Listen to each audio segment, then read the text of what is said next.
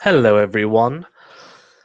I should have started this stream at the midway point because now I have a bad feeling that we are going to get absolutely steamrolled. South Africa put on a really good display of bowling, very good resilience, to be fair, from them because we started off really well. Pakistan started off really well, and then they've just come back into the game really, really well. So I found that extremely impressive, I would say. And we actually have some comments. I'm just going to update the scoreboard as well, whilst we wait for people to come on as well. So it's the third ODI. Sorry, it's the second ODI even. Anyone doesn't know, Pakistan won the first one on the last ball of the over. So not a, not a convincing win, but a win nonetheless. And now Pakistan, as I update the scoreboard, are 80 for 3. I think it's 14 overs. And I mean, South Africa got, what was it, 3-2-4? So let's update that. Some really amazing hitting from Van der Dussen. I mean, he's in fantastic form, isn't he? As is De Kock as well. They both look like they're in fantastic form. And it's good to see De Kock back in form because he hasn't been the best of form as of late. So I think it's 2-2-4. Let me just update. And De Kock got 80, didn't he? Let me double check. But yeah, I think he did. Perfect. All updated. Let's have a look. Got some comments here. Cryptic says, well, I've stopped watching the match. Turned it off after they were 71 for 3. Oh, no. Cryptic, what's going on? Cryptic is, yeah, he's not happy about those wickets. Some very, very quick wickets taken by South Africa, and it just means that they now have wrenched back control of this match after Pakistan looked like they might be able to take it away from them. But as is Pakistan, and as it's always been, a couple of wickets fall and a little bit of a collapse. Babar Azam going first. Then it was, Imam went first, but he went quite early on, to be fair. But it was Babar Azam and Fakhar Zaman looked quite good. Babar Azam getting just beaten for pace, which is something that you can't say very often happens to him. But he got beaten for pace, really good bowling from Nortje. And he also got the wicket of Mohammad Rizwan. Again, a bit of extra pace, and he could only guide it to slip. So they look very good, South Africa at the moment. I mean, Nortje is 2 for 3. That's damn good. The openers actually struggled a bit more. Having a look at the wickets again, Angidi got Imam al Haq with a fantastic delivery going across him, but could have played that better. And Babar Azam trying to pull Nortje and just didn't quite get in the right position. Bavuma juggled it and ended up taking the catch. And Rizwan could only guide it to second slip, as I said. Again, extra pace from Nortje, who looks very much up for this. And as I said in the last video I did, it's a case of he is a player that has an X factor. Cryptic, I'll get to questions. Thank you very much for joining. Everyone in the chat as well, please do remember to subscribe and like the videos. Let's have a look. We've got 92, so he top scored from what I remember. Yep. Good pull shot there from Fakhar Zaman. That should be, I think it'll be 1 or 2 if they can scam for 2. Cryptic says, 100% know Rizwan is a good player. He was just on great form. I mean, he's not a good player. No, Cryptic, he's a really good player. I disagree. I disagree with that. He's a very, very good player. Look, he's had 1 bad innings. That doesn't mean anything. He got 40 in the last match. Come on, we've got to be a little bit... I think take on a pinch of salt, right? 1 wicket doesn't... It's not the be-all and end-all. As you can get a good ball. As someone who plays, and you play as well, you'll know. If you get a good ball, you get a good ball. What can you do about it? You just move on. And look at his stats in the past year or so in all 3 formats. He's definitely the number 1 wicketkeeper batsman in Pakistan, no doubt about it.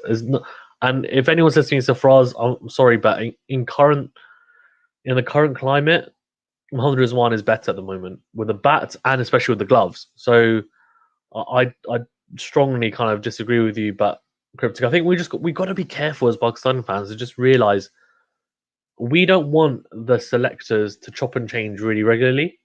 But we've also got that instilled in us as well as a mentality. We need to just be a bit more, I think, take a step back and just think, okay, let's have a look at him. Is that one bad innings? Yeah. Oh, fuckers, man gets sorry. Tansh Aziz gets very lucky with that. He fends off a Nokia ball, comes off almost the hilt of his bat, and loops over. Cryptic says, "What's the current score? It's 85 for 3 of nearly 15 overs." Cryptic says, "None of our batsmen are consistent." I mean, I dispute slightly. Bob Rosem, look at his stats. Cryptic. I mean, you can't average 54 or whatever it is he averages. I think it's 50 plus if you're not consistent. So Bob Rosem's pretty consistent, as is Imam Al Haq. They both average over 50. Those two are very consistent. I think the issue is that we don't have people like your. Oh, is that gone? Oh no, it's Danish Aziz has gone. Danish Aziz. I mean, he struggled so much with Nokia, the extra pace. It's almost like he doesn't know what to do. But I agree. I think Fakhar Zaman is very consistent. Let's see if he can get runs here today. To be honest with you, if you want to chase the score, he has to bat till the end probably now, considering the wickets have just fallen. Danish Aziz has just fallen. That is a big. I say it's a big wicket. Is it though? I mean, he's not being in fantastic form. Let's see what Shadab can do. I guess I think he'll probably be coming in next, won't he? Yeah, he should do. I could have just seen the over out as well as the last ball of the over. Come on. He's new. This is not easy, is it? To come in your first series, and next thing you know, you got Nokia coming in bowling 93, 94 miles an hour, bowling quick on a bouncy track. It's not easy, to be fair. Usher says 99 World Cup ball. Yep. Cryptic says, I don't get our openers. One performs, one goes early every match. It's normally Imam. That's only happened this series, to be honest with you, Cryptic. Normally, Fakhar Zaman has been in pretty poor form for quite a long time. He hasn't actually gone on to get substantial scores in ODIs for a bit of time, from what I can remember. Imam Al has actually been quite consistent. I actually really like Fakhar Zaman, but unfortunately, his consistency, as you've alluded to, has not been there. He will need to, in this match, Fakhar Zaman, bat long. Because if he bats long, he'll score quickly. He's just a bit erratic. He's like the Mohammed Sami of batsmen, Fakhar Zaman. That's what he reminds me of. Shadab Khan is in 22 years of age and 54. Oh, actually, yeah, we've got Asif Ali as well.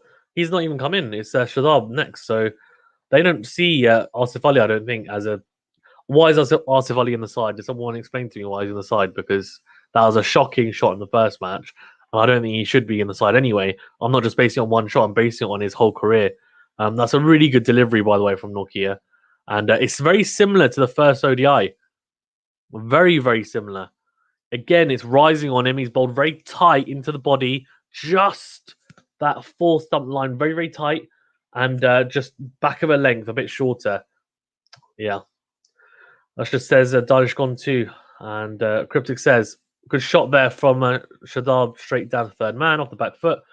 Cryptic says, Buxom will get all out by the 35th over. I'll stop it. Come on. Let's have a bit of optimism in here. Come on. Cryptic says, Buxom didn't have a chance. Oh, come on, Cryptic. Usher says, Fakhar and Asif, inconsistently aggressive batsmen. Let's hope they can do something. Yeah, I mean, the thing is, though, I think Asif Ali hasn't done it as much as Fakhar Zaman, although he's had less chances, to be fair. So I guess their success rate is probably quite similar. But I don't know, man. It's just...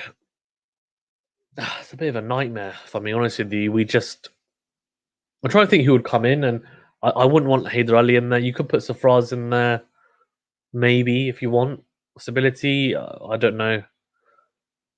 You may as well just put Mohammed Nawaz in there. It gives you an extra bowling option. The thing is that Danish Aziz doesn't look like he's that's tough, though. I don't want to say you drop him. You've got to give him at least a series. I want to see what he's like. He can bowl a little bit as well. I'm still a little bit annoyed that they didn't pick Haris Sahel because he averages like 50 in the last 2 years in ODIs, does Haris Sahel. And we kind of would need him. Well, he's someone that we need at this point, batting at, say, 5. Instead of someone like Danish Aziz. You can slot everyone down one. You drop Asif Ali basically in for Haris Sahel, and then you've got stronger batting lineup, I would say. I don't know, man. I don't know. And actually, by the way, they said that he wasn't fit or something, but Sergio Khan got into there. So let's be honest. I'm not trying to be rude. It's just that's just the way it is. I think Usher says Shadab is a better option than Asif. Yep. Usher says Asif sucks. Heart eye emoji. Very good, Usher. Very good. Yeah. No, he's not. He's not great. Is he? Not great. He's not great. Feliqueo's on. He got a bit of tap early doors, but he's come back here. Buckers-Amon, I think, is going to be a bit more reserved because he knows now that we don't have so many wickets in hand. So I don't know what's going to happen here with these two. Shadab batted really well in the last match until that ridiculous shot for no reason when we only needed 3 runs of the last over. First ball of the last over, he tries and hits Feliqueo for 6 over extra cover, gets out, just crazy shot to play. But he did hit Rabada for 4 and 6 consecutively, pulling him away into the stand. So I was pretty impressed by that. His batting has come along. His bowling, he needs to continue to improve it, man. He needs to continue to improve. Pakistan at 88 for 4, 16 overs.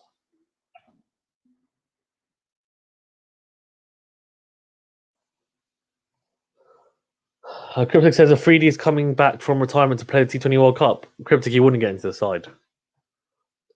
He can come out of retirement if he wants. Like, who's he going to come in for? Tell me. Realistically, who do you think Shahid Afridi would come in for? And I'll tell you why. He's a leg spinner. Really, he can bat a little bit at the moment. Is he better than Shadab Khan? No. Is he better than Osman Qadir? No. So I mean, he can if he wants, but I don't think he's going to be playing. Let's be honest. Let's be honest. Cryptic's having a laugh. He goes, Asif Ali. Yeah, but that's what I mean, right? Like Asif Ali's rubbish though. He shouldn't be in there either. But he's not. He shouldn't be in there anyway. I would say let's have a look. So they're showing a comparison, by the way. Ngidi and Nokia to Babar Azam. Both times he's trying to pull the ball. The first one obviously hasn't reared up as much because Ngidi's bowling at 132 Ks. Nokia bowled 143, and it was on a similar length, but he gets that extra bounce, Nokia, because he's not just quick, he's not skiddy. He's the opposite. So you have people that are skiddy, right? Your people a bit slingy. So someone like a Mitchell Stark is quite skiddy. People that it just kind of comes on quick. Hassan Ali is very skiddy as well. Then you have people who hit the deck really hard. And like when I was younger, I used to think of people like Harmless and Flintoff, right? Because they were people that used to. But you've got someone here like Nokia who does exactly the same thing. Nokia hits the deck really hard and he gets extra bounce. And that means that the batsman end up playing false shots as Bob Rosen did. And he got quite a few wickets in the last match like that, and he's got some here as well already. And it does think about it, he already hits the deck hard to get extra bounce and he's quick. It's just a recipe for it's just a nightmare. Because he hits the bat hard, the splice of it as well, and you're just like, what am I supposed to do here? Do you play off the back foot all the time? Probably not, because then he puts it up a little bit and he cleans you up. So it's really tough, especially because he's bowling so quickly and you're reactive. Cryptic says, I say Hussein Talat as a number 4 or 5 batsman instead of Asif Ali or Dan Shaziz would be a good pick. Yeah, in the T20s. I talk about T20s or ODIs. In T20s, I think he should. I think he should be in there. I agree. Well, we've got Mackay Antini and Sean Pollock on comms. But God, imagine them using crazy. That's a blast from the past. Those two opening the bowling for South Africa and cleaning people up. Antini and Pollock flipping out. Wouldn't want to face those two, would you? Wouldn't want to face those two. Cryptic says ODIs for Hussein Talat to come in. Yeah, I don't know. Maybe. Yeah. Don't see why not. Don't see why not. Oh. What? He's just taken that. Caught mold. No, he hasn't. He hasn't. Okay. Gosh.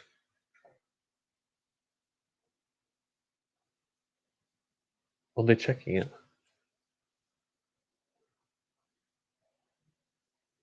He gloved that right up in the air. You know that is lucky fuckers of mine. It just dropped. Have a look. Oh. Oh. Just dropped in front of Nortje. He's gone to pull it, and he's. Oh, I don't think he's actually gloved that, so he's okay. Cryptic says he's a partnership maker, not a power hitter. Yeah, and you kind of. Yeah, I actually think Mohamed Rizwan shouldn't be at 4. I think it's too high for him because I think he performs better lower down at 5 or 6. So I think 4 is somewhere where we normally have Haris Sahel, right? I would put Haris Sahel there. Like he has to be in there. How can he not be in there when he averages 50 over the last couple of years? Like he's done nothing wrong. I know I've heard the excuse about the fitness test, but then if you're going to put Shajil Khan in the squad, then how can you make that excuse? Just doesn't really make any sense to me. Cryptic says, how many runs do you think Buxton will make? And what's over will they get all out? I think we'll win. I was going to back my team to the end. Why not, man? Why not? Let's have a look at this. Most ODI wickets for South Africa. Sean Pollock with 387. Antini with 265. Donald 272. Callis 269. Dale Steyn 194. And mate, Sean Pollock's economy was 3.65. Although I guess back then that's still good, but back then the scores were not as big. And Teens is pretty expensive for the generation he was in, 4.51, but he took a lot of wickets. It's a bit of a difference there.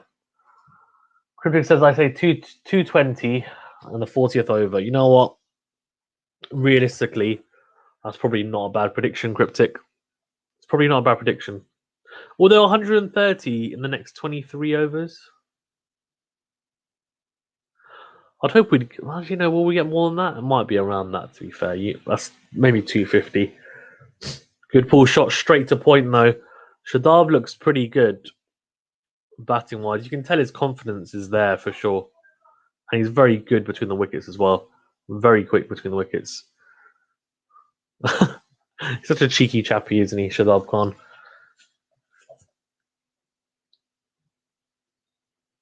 Looks good, though. His balance looks good. He used to be a bit wild with the bat, did Shadab. He looks a lot more solid. 90 for 4, 17.2 overs, for anyone that does care. Bavuma batted really well early doors for South Africa after a pretty poor first ODI. And then we also had Van der Dussen batted so well. He looks a damn good player, doesn't he? Van der Dussen, and a player that's going to, I think, played long for South Africa in all 3 formats.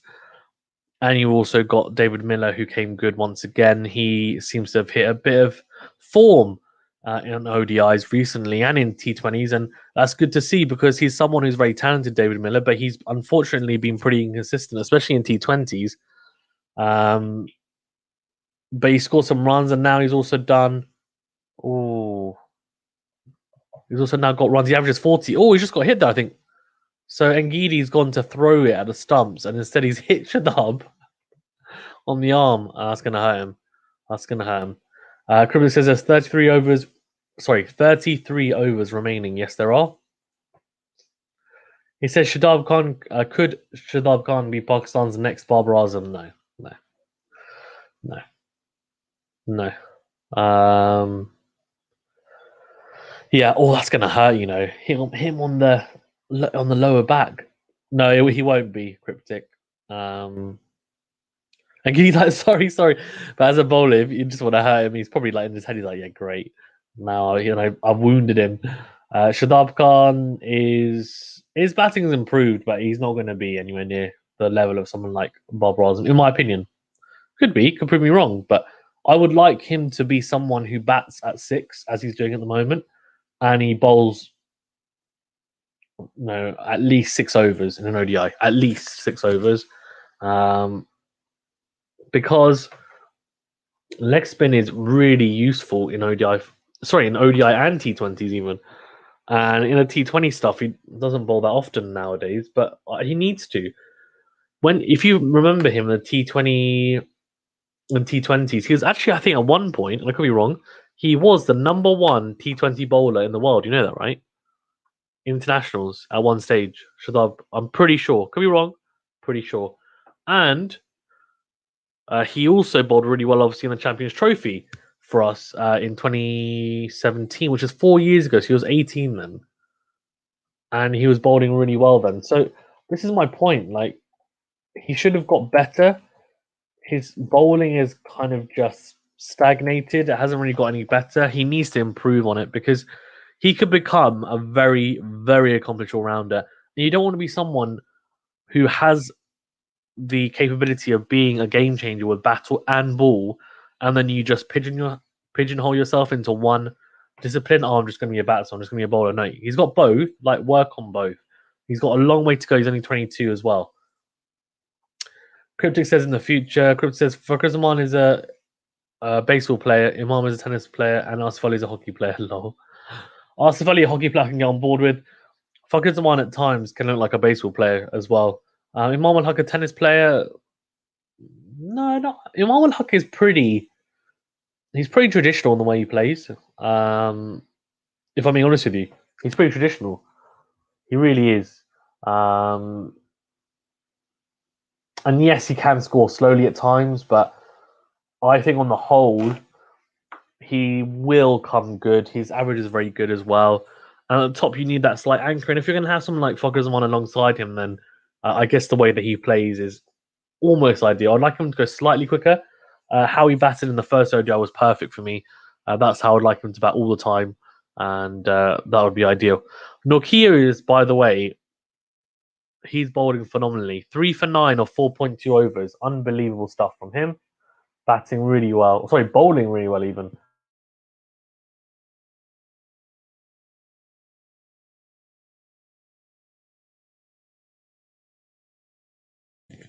So the current run rate is not terrible. It's 5.02, but the required is 7.89. So that's the issue.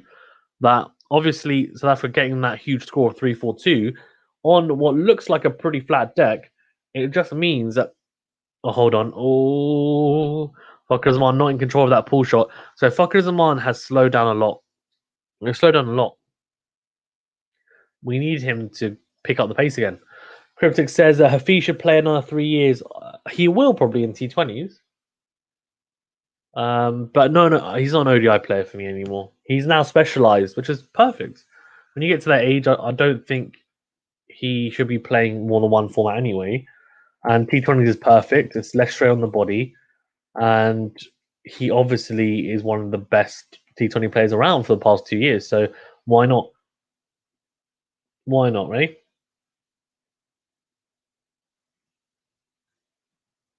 Oh, hold on. That is a baseball shot from Shtab Khan, and that should be 2.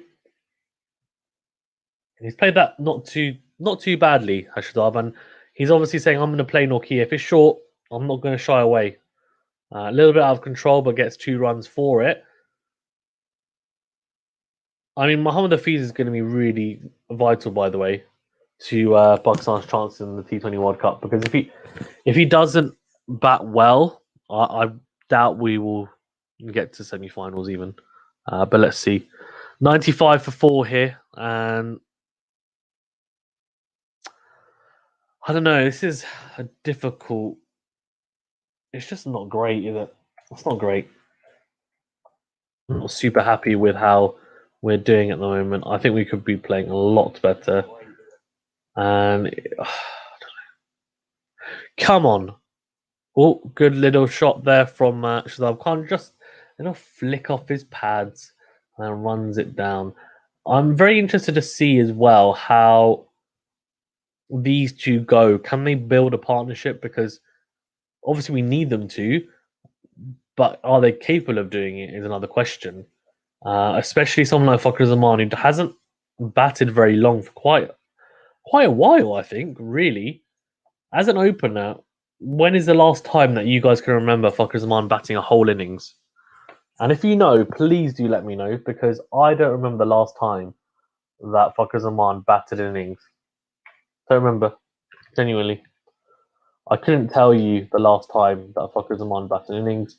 And that to me is slightly worrying, because I know he's an opener, and yes, you know, most of the time, even if he gets 50 or 100, he will get out. But as an opener, you need to have that mentality of I want to bat the innings. So if he doesn't have that, that's slightly worrying. Although to be fair, some of the best to do it, someone like Brendan McCullum didn't really have that. It was more I want to score as quickly as possible, and let's see how we go. But what I would say is, I would like Fokker Zaman to think I'm going to go to the end, but I also need to be proactive, and I can get us to. Well, hold on, faster to 2,000 runs. Fokker Zaman's on that list, by the way. Flipping hell. Fair enough. I would like him to be thinking, I want to do that. I want to go forward. Horace says, should Hafiz or Shoaib Malik be in ODIs? We need Amir back. No. Shoaib Malik, definitely not. And Hafiz, no. I said it's a cryptic. I think Hafiz should just concentrate on T20s as he's doing, and we need him massively. We've got back-to-back T20 World Cups, and we need to look towards the 2023 ODI World Cup. Hafiz won't be in there, so we need to just build a team for that. Hafiz is vital for the T20s, and I want him to play the next 2 years and then probably retire, because after that, there's no real need for him to carry on. If he wants to, fantastic, but I don't think there is. Shoaib Malik, I think he's just done. Good player again, but I mean, look, these guys have been phenomenal for Pakistan for a number of years in all 3 formats, to be fair. But Shoaib Malik just is not. Like, okay, we're going to look at it ability-wise. What do you get into this side on ability? I don't think so. Haris says, Haider Ali or that bigger guy from Quetta would complement a Babar Azam. Haider Ali, though, is still very raw, though, Haris. That's what you've got to remember. Like, he's still very young. He's 19, right? And where would he play? Because realistically, he's only going to play. I wouldn't bat him any higher than 4. When he played for Peshawar Zalmi, he was batting. Haider Ali was batting at 5 or 6 in the PSL recently, because he was finishing off performances, right? Finishing off matches, sorry, even. Now, I guess if you're going to put him in this side, you need to have him in for someone like Asif Ali. So he would bat at 6. I would put him at 6, Haider Ali, and then say, look, go on, you can bat and try and finish us the game. I wouldn't have him any higher than 5, if I'm being honest with you. No higher than 5. But realistically, I think I would like him to have 1 more year. Maybe be in the T20 side, but I wouldn't want him to be in the ODI side yet, because we need to build to 2023. He's probably in my Pakistan 2023 World Cup team. But at the moment, I just think this is a hard place to come as well. South Africa first off even. Horace said, should Rizwan be opening ODIs? No. I actually think 4 is too high for him in ODIs. In T20s, he's fantastic. But I think in ODIs, he should be doing, personally, I think he should be batting similar to where he is in test matches. So I would like him at 5 or 6 for Pakistan. And then, as I said earlier, what a shot, though, from Fakhar Zaman. Just cuts that away. 1 bounce 4. That is pure power. And then I'd have Horace, I'd have Imam al-Haq, Fakhar Zaman. Then I'd have Babar Azam at 3, Haris Sahel at 4. At 5, I'd have Mohammad Rizwan. 6, I'd have Shadab. 7, Fahim. 8, I'd have. Would I have Danish Aziz, though? It's a bit harsh to put him out, isn't it? Okay, I'll let you know in a second. Haris says, Haider Ali needs to be in ODIs if you want to get better. Yeah, but I think now is too early. But I agree, at some point we'll put him in. But we don't want to do the typical Pakistan thing and just say, you know what, we're going to chuck these youngsters in because they've played well for a season, and then we ruin them. And then we keep on dropping them, picking them. Like, let's try and look at it from a long-term aspect. I think that's what we need to be looking at it from. Ahmed Salman says, hey, I'm back. Hey, Ahmad, thank you very much. Or Ahmed even.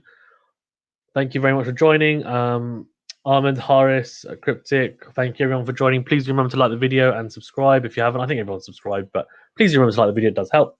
Haris says, Shaheen, actually, I'll get to these questions. Before I do, I'm just going to update the scoreboard. It's 102 for 4 or 20 overs. So we're going in we've slowed down our run rate, which is probably the worst time to do it because we need to start picking up the pace. But the issue is we don't have a lot of wickets in hand. Realistically, we've got Asif Ali and Fahim Ashraf. Shaheen Afridi is not a fantastic batsman, obviously.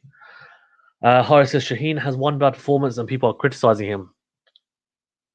He does need to work on death bowling a little more. Look, I said this to Cryptic earlier, right? And I'm going to be really, really honest with you guys. We have to stop as a nation and as Pakistanis, stop saying, you know what? Oh, they've had one bad performance, so they shouldn't be in a side. Like Muhammad Rizwan's had one bad game, right? One bad game in what, a year? How many runs has he got in all three formats? And yet we're saying, oh, actually, oh, he's rubbish. He's overrated. Oh, why is he on the side? Like, I'm not saying this to anyone in particular. I'm just saying in general, we have to be really careful that we don't say that. And we actually say, you know what? Let's look at it realistically. In the last, whatever, 6 months, how's he played? Rather than, because as a batsman, you can get one good ball and it can be over. That's just the reality of batting, right? In an international match, it's just the reality of batting in an international match. So, like, we just need to get on board with that, I think. But as for Shaheen as well, I look again. He's bowled so well for us over a year, year and a half, 2 years. Yes, he can improve. Can he improve the depth? To be fair, in T20s of the depth, he's very good from what I've seen. In ODIs, if you can employ that, I just think it was some good batting. David Miller is very destructive as well if you give him the last 5 overs. So, but I think he can improve. He is tweaking. He's still very young. He's tweaking his variations. So let's see. I would like him. Yeah, I'd like him to keep on developing his skills. Cryptic says Horace, I agree with you. Should be in the team, or is he saying Horace? I agree. You should be the team selector. Oh, interesting. Interesting. Cryptic agrees with Horace. I think probably about the Haider Ali. The Quetta, so where Haider Ali, you mentioned Quetta, the big guy, that's Azam Khan, he's too young as well. He's way, way too young. Yeah. Horace says, what would be your ODI and T20 team for Pakistan? I'll give you my T20 team first. Mohammad Rizwan, Shajil Khan, Babar Azam, Mohammad Hafiz, Haider Ali, so that's 5. I'm just going to assume that everyone who I want to be picked in the squad has been picked. That's 5, right? Then I'd go Shadab Khan at 6, Imad Wasim at 7. I'd go Hassan Ali. I would go Mohammad Hasnain. And I would go. Wait, did I put Fahim Ashraf in there though? I didn't, did I? Let's do that again. Mohammad Rizwan, Shajil Khan, Bob Razam, Mohammad Hafiz, Haider Ali, Shadab Khan, Imad Wasim, Fahim Ashraf, Mohammad Hasnain, Hassan Ali, and Osman Ghadir. That would be my T20 team for the World Cup. In the World Cup, right? Because it's in India, the subcontinent. If it was in South Africa, I'd take out one of the spinners, so probably Osman, and I'd put in another seamer. I mean, dare I say it, someone like Horace Rolfe, but I don't know. Who knows, man? Who knows? And as for ODIs, ODIs is an interesting one because I'm trying to fit in everyone. So let's have a look. I would go Fakhar Zaman, Imam al-Haq, Bob Razam, Horace Sahel. At 5, I'd go. We can go with either like a Danish Aziz, Hussein Talet, someone like that, right? I think needs to probably be in there. So let's say, for the sake of today, let's say Danish Aziz at 5. 6, let's say Mohammad Rizwan. 7, Shadab Khan. 8, Fahim Ashraf. 9, Shaheen Afridi. 10, Mohammad Hasnain. 11, Horace Rolfe. He bowled really well today, to be fair. So I would keep him in there. Cryptic says, talk about Fahim's bowling though. Yeah, he bowled really well. He gets so many wickets, you know that, at crucial times. He is really underrated, Fahim Ashraf. I know his pace is. I mean, Wasim Akram, who I love, but he constantly mentions Fahim Ashraf's pace going down, but that happens. That happens, right, with time. And not just with time, he's still pretty young, but he wants to have more control, so that's why he slowed down a little bit. He probably was too erratic, that's why.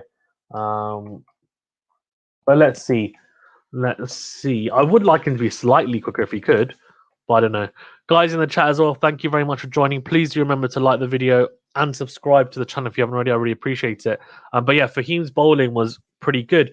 It's 108 for 4 of 21 overs. I will get to your comments. Keep firing away. Keep firing away, and I will get to all the comments. And partnerships 23 of 37, too slow for my liking, but they do need to rebuild. I'd rather that than we lose wickets. So let's bat deep and see how it goes. Horace says, I heard from Ushers that they may have played Safraz and Rizwan together. Yeah, I saw that in a couple of like rumors swirling around. What really I think amazed me was the fact that they were saying that Safraz was going to keep and Rizwan was going to be a batsman. And I was thinking, why? Because Rizwan has been very good behind the stumps for a number of months, 6 to 7 to 8 to like a year, really. So why would you have Safraz keeping, who is still a pretty good keeper as well? I would say at the moment he's not as good a keeper in general. Batting wise, Mohammad Rizwan will be higher up anyway. But yeah, I mean, that's an option. Maybe they'll do that in the third ODI. Let's see. Cryptic says, yeah, it would make sense. Horace says also South Africa players are leaving. So we're going to have an easy third ODI and that's going to paper over the cracks. Yeah, I mean, obviously they're going to be leaving, aren't they, to go to quarantine for the IPL, which is a bit of a shame, especially if it looks like South Africa are going to win this game at 1-1, right? It would have been nice to have the full strength side, especially as I was so impressed with Pakistan in the first ODI for the most part.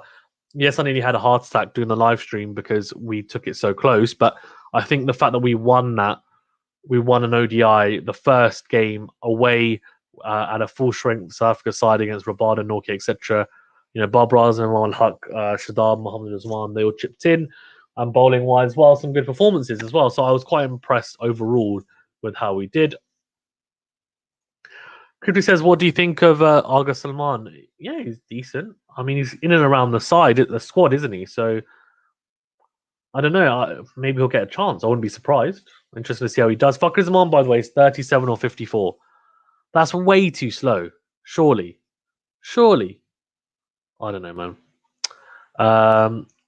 Horace says, Imad is such an economical bowler and can bowl up front and take wickets. He has subtle variation, can bat. Why is he not included? Politics, to keep it sweet and short. Shorter than sweet, even. Politics. Crypto says that no, Shaheen is Wasim with the ball and Lara with the bat. No, Shaheen is Wasim with the ball and Lara with the bat. No, he's not cryptic. Yeah, I wish as well.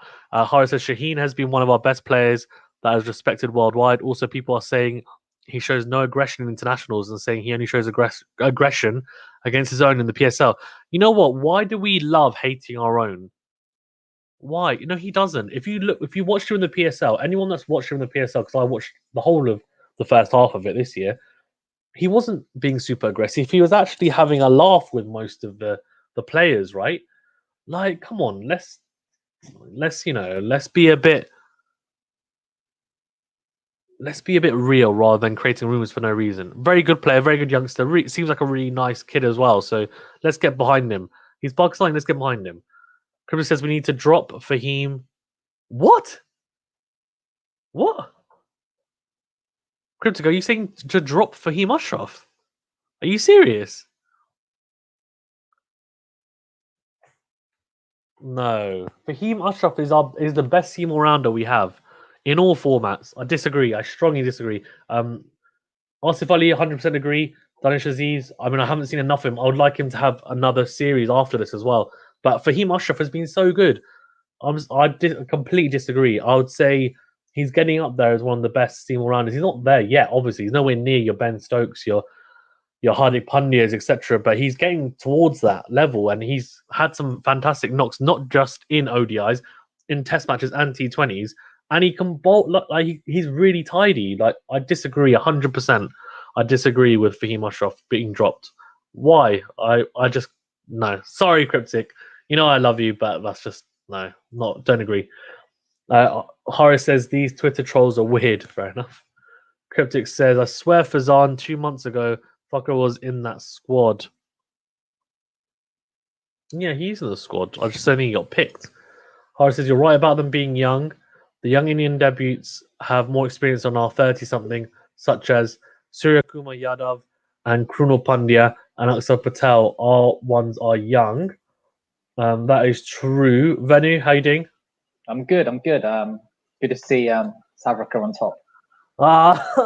Venu can be the South Africa fan in this matchup. Yeah, Horace, I agree with you, but to be fair, there's a few youngsters in there. But what I would say is you've got to pick and choose, right? The problem with Pakistan is we always just pick, for the most part, youngsters coming in, and it's too early for them. Like Shubman Gill, because I'll come to one of the questions actually now. 1 second. RK Patel, thank you very much, RK Patel, for joining. Guys in the chat, please do remember to like the video. He says Horace, are Gill, Sundar, Saini, Kishan, Krishna, not youngsters, sorry, even.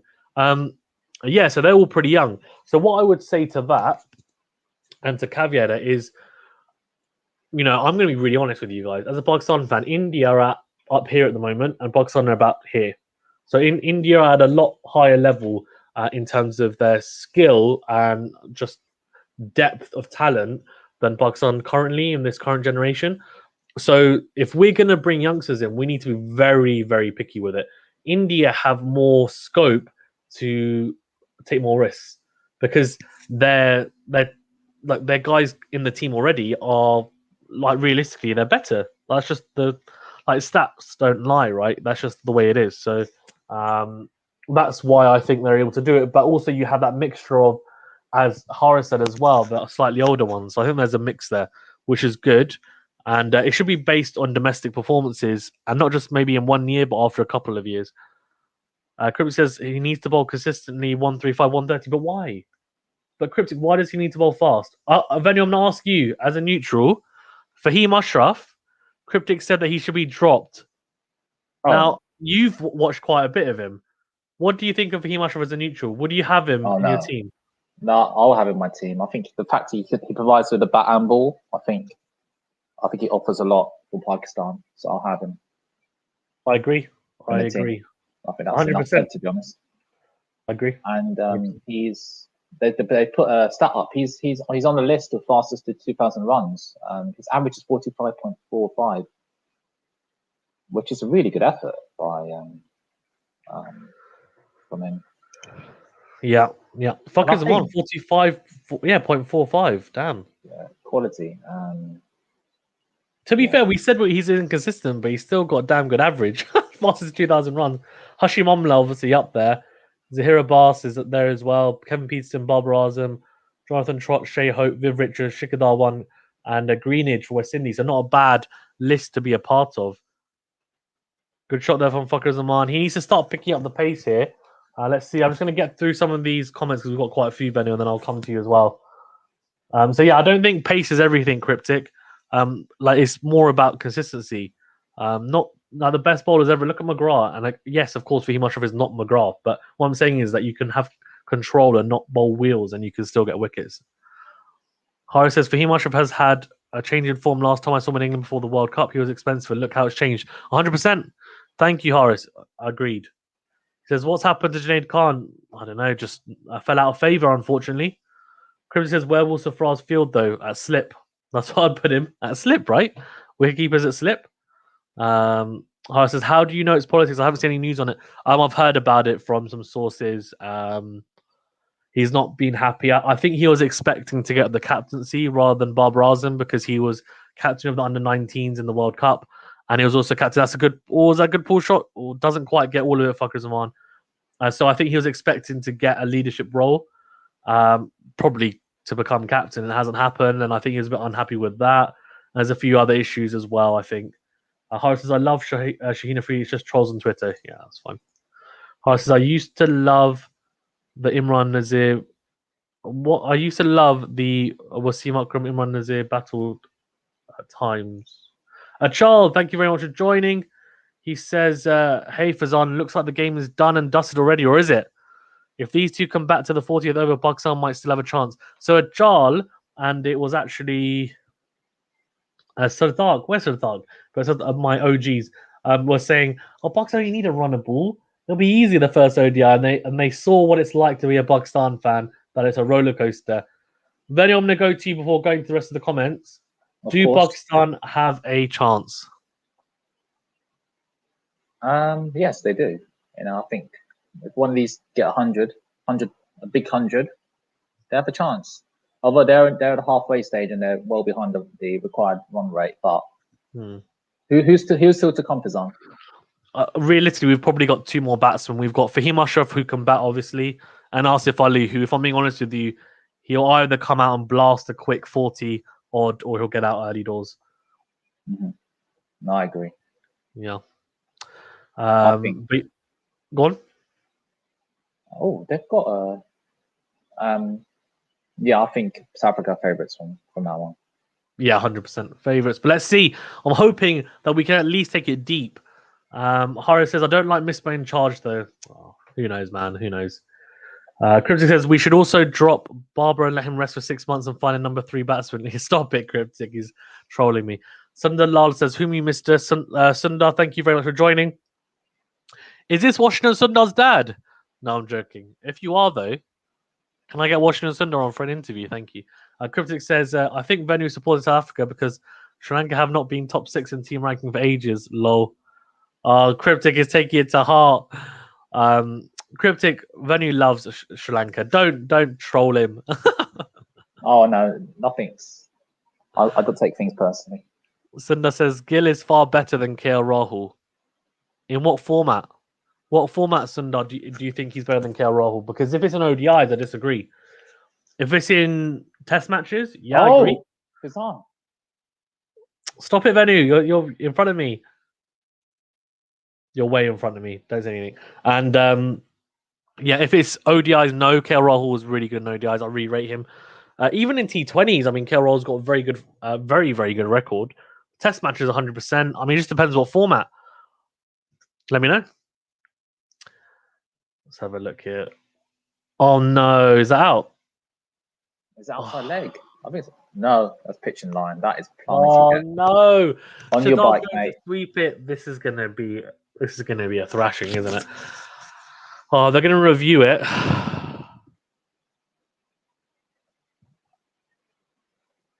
Oh no! I'll get to all the questions, guys. Well, please bear with me. Keep them coming, though. Keep them coming.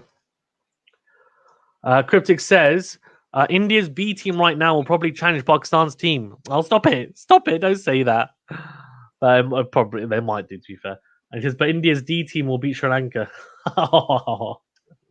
Why are you abusing Venu for? And Charles says Pakistan seems to have a problem of mismanaging talents. There is no issue in bringing raw, untested talent directly into the team, but you have to give them a long rope. Yeah, that's what I mean, though, and that's why I think they should probably play Pakistan A for a long time, and then you can have a case of like, okay, bring them in. But they need to be consistent for a few years, I think. And you got to look at it realistically. There's not too many anomalies that don't follow that. Someone like Mohammad Amir didn't follow it. He was very, very good. And that's for all teams. But you can't just pick the first person that bowls 140 Ks plus and say, let's go on, do a job for us. Like, it's just crazy. Let's have a look. It looks plum, doesn't it? Yeah, it is. Oh, mate. Review lost. Crypto says, however, I think the T20 World Cup, Pakistan would beat India. Crazy to think. RK Patel, thank you guys well for joining. Please remember to like the video and subscribe if you haven't already. I really appreciate it. You're all legends. Some really good questions. Keep them coming. RK Patel says, Pakistan lacking the players who can play all 3 formats. That's interesting. Only Barber, Shaheen Afridi, and Rizwan fit in that currently. Fahim Ashraf as well. RK Patel, Fahim Ashraf as well. But I agree, we've probably got Babar Azam, Shaheen Afridi, Mohammad Rizwan. Actually, no, we've got more. We've got Babar Azam, Shaheen Afridi, Mohammad Rizwan, Fahim Ashraf, and Hassan Ali now. But Hassan Ali's he got COVID. That's why he's not playing in this series. Otherwise, he would be playing, probably instead of Horace Roll. Who's this on? Hassan Ali. Oh, yeah. So we've got 5 players that play all 3 formats, which, to be fair, is that not pretty normal for most teams? Like 5 players? Because he's saying Pakistan need to build a core of 5 to 7 players who can play all 3 formats. I think we have that now.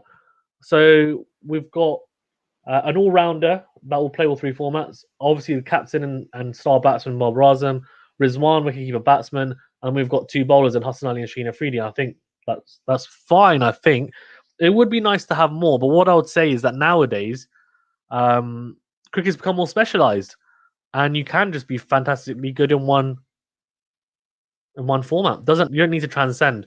Asif Ali's in, and I reckon he'll get out pretty quickly. So let's have a look. 6 or out is normally how he plays. No, nice little punch down the ground like that for one. Cryptic says, Sundar says, oh, okay, like the hearts, thank you. Cryptic says Shadab can play all three. Hassan Ali can. Oh yeah, but Shadab doesn't play test matches, so I'll disagree. But Hassan Ali can, and Fahim Ashraf, so that's 5 for me. Shadab can, but he doesn't because Yasir Shah, and we also prefer to play other spinners like Naman Ali, as RK Patel has said recently as well. Horace says, who was that older spinner in test that was good for Pakistan? Yeah, thank you, RK Patel. Exactly, Naman Ali, who will probably play the test matches. Let's see. Horace says, Hassan Ali, where is he? COVID, test positive. Oh. No, they're going to review that. No, I don't think they will. No, I don't think they are. That's a really good over, though. Fantastic over from... I'm going to get to all the questions keep coming from Shamsi. Venu, what do you think of Shamsi? Isn't it nice to see a left-arm wrist spinner? Oh, it's great. I love it. It's so different and unique, isn't it? Mm. It's great to see. I love it. Oh, yeah, there you go. He's hit it. Sundar says, what is the good thing in Pant that made him the disastrous? Okay, I'll have a think. A child, the process goes like this: 1, identify; 2, put them in the ecosystem; 3, train them; follow up rehabilitation when dropped. Pakistan let its young talent go into the wilderness after a year or 2. Yeah, that's why I think we need to be more and more cautious. And unfortunately, like if we had a better team, I'd say okay, fine, but like we just can't. We just can't, man. We've got to be a lot more cautious than other teams because we chop and change a lot. Sundar Lal says, talk about Pant. I don't know, Rishabh Pant, good player. One of the best wicketkeeper batsmen around, alongside Mohammad Rizwan in all 3 formats. That's my thoughts on him. And actually, alongside, I'd say it's Rishabh Pant, Mohammad Rizwan, and actually, no. Yeah, in all 3 formats. Those are the 2 wicketkeeper batsmen, I'd say. Cryptic says, by the way, Fazan, most comments were a joke.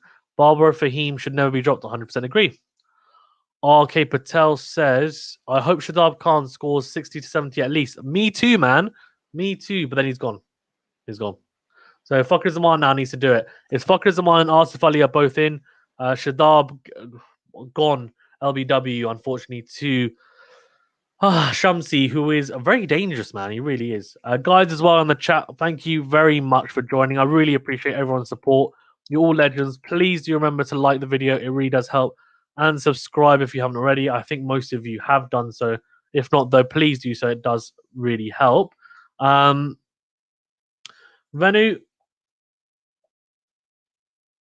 Oh, Asif Ali. I'll come to you, Venu. I know it. 1 second. Charles says, India doesn't have an easy entry policy into its international team.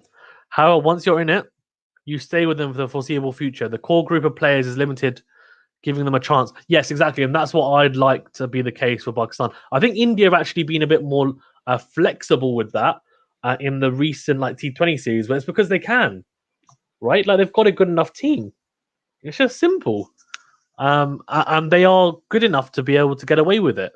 And I wish we were in that. I really wish we were in that same position, but we're just not. Sundar says, what is special things in Pant, mate? Lots of things. I mean, he's a big hitter. Obviously, his keeping is improving. I think he'll continue to improve, but he's a decent keeper. I think probably not as good as he would like to be, but he's still improving a lot. And on top of that, he just seems special with the bat at times. His innovation and confidence just seems like a very good player, and he'll do very well in all 3 formats, and he'll get a long run in the team, won't he? Reno says, happy Easter Sunday, everyone. Hi, Reno. Thank you very much for joining. Cryptic says, I'm joking, Venue, it's all love, but Sri Lanka need to find good talent. They are, though. They're finding some good talent. Have a look, man. They are. Cryptic says, I don't celebrate Easter. So the last says, we've already talked about Pant. Cryptic says, happy Ramadan in 10 days. Thank you. Cryptic says, Pant is trash. No, he's not. His weight is 150 kilograms. That's actually Shajil Khan, to be fair. Reno says, so what went wrong in this chase for Pakistan as no partnerships? Barbara got done for pace from Nokia. And Nokia had this ridiculous spell where he picked up 3 quick wickets. Venu, do you know what's gone wrong for Pakistan? I don't know really. Just probably not enough composure whilst batting. But I think maybe South Africa have batted really well. They did. This match. It's a big total, right? So if we were to chase this, it would be the biggest chase ever from Pakistan. So that's probably says a lot about how good we are at chasing. I think Nokia bowled so well, didn't he, in that spell, picking up those 3 quick wickets as well. I think that changed the match and key wickets as well. 100% key wickets. It's 1, 2, 4 for 5 off 26 overs, so good last over there as well. Just having a look at the wickets again, and Nokia bowled so well, man, so well. Cryptic says Pakistan batsmen can't play Shamsi. No, they can't. Good shot there from Fakhar Zaman, just flicking that to the man at deep mid wicket. Pakistan batsmen are struggling with Shamsi. They really are. He's putting pace off the ball and he's backing himself. And I think he has that. Obviously, he's a little bit unorthodox because you don't have so many left arm wrist spinners around nowadays. So he's been impressive. And he just has this air of, I think, just confidence that I can take a wicket at any moment, which is really good to see. Cryptic says, talk about Rizwan's great innings in New Zealand. Okay, enough of that. 125 for 5 off 26.3 overs. And these two need to form a partnership. They have to form a partnership, really, for us to have a good chance of getting anywhere near to this total. We're at the halfway stage, just past it even. So what they normally say, Benny, you can double your score after 30 overs, isn't it? Yeah, so they're not going to get this one. Is it after 30 or 35? It's 35, 30, isn't it? It's 30, I think. Is it? Let's say it's 35. So if we can get 171 off, what's 171 off 30? So we need to get. Okay, no, we need to go quite big. That's difficult. The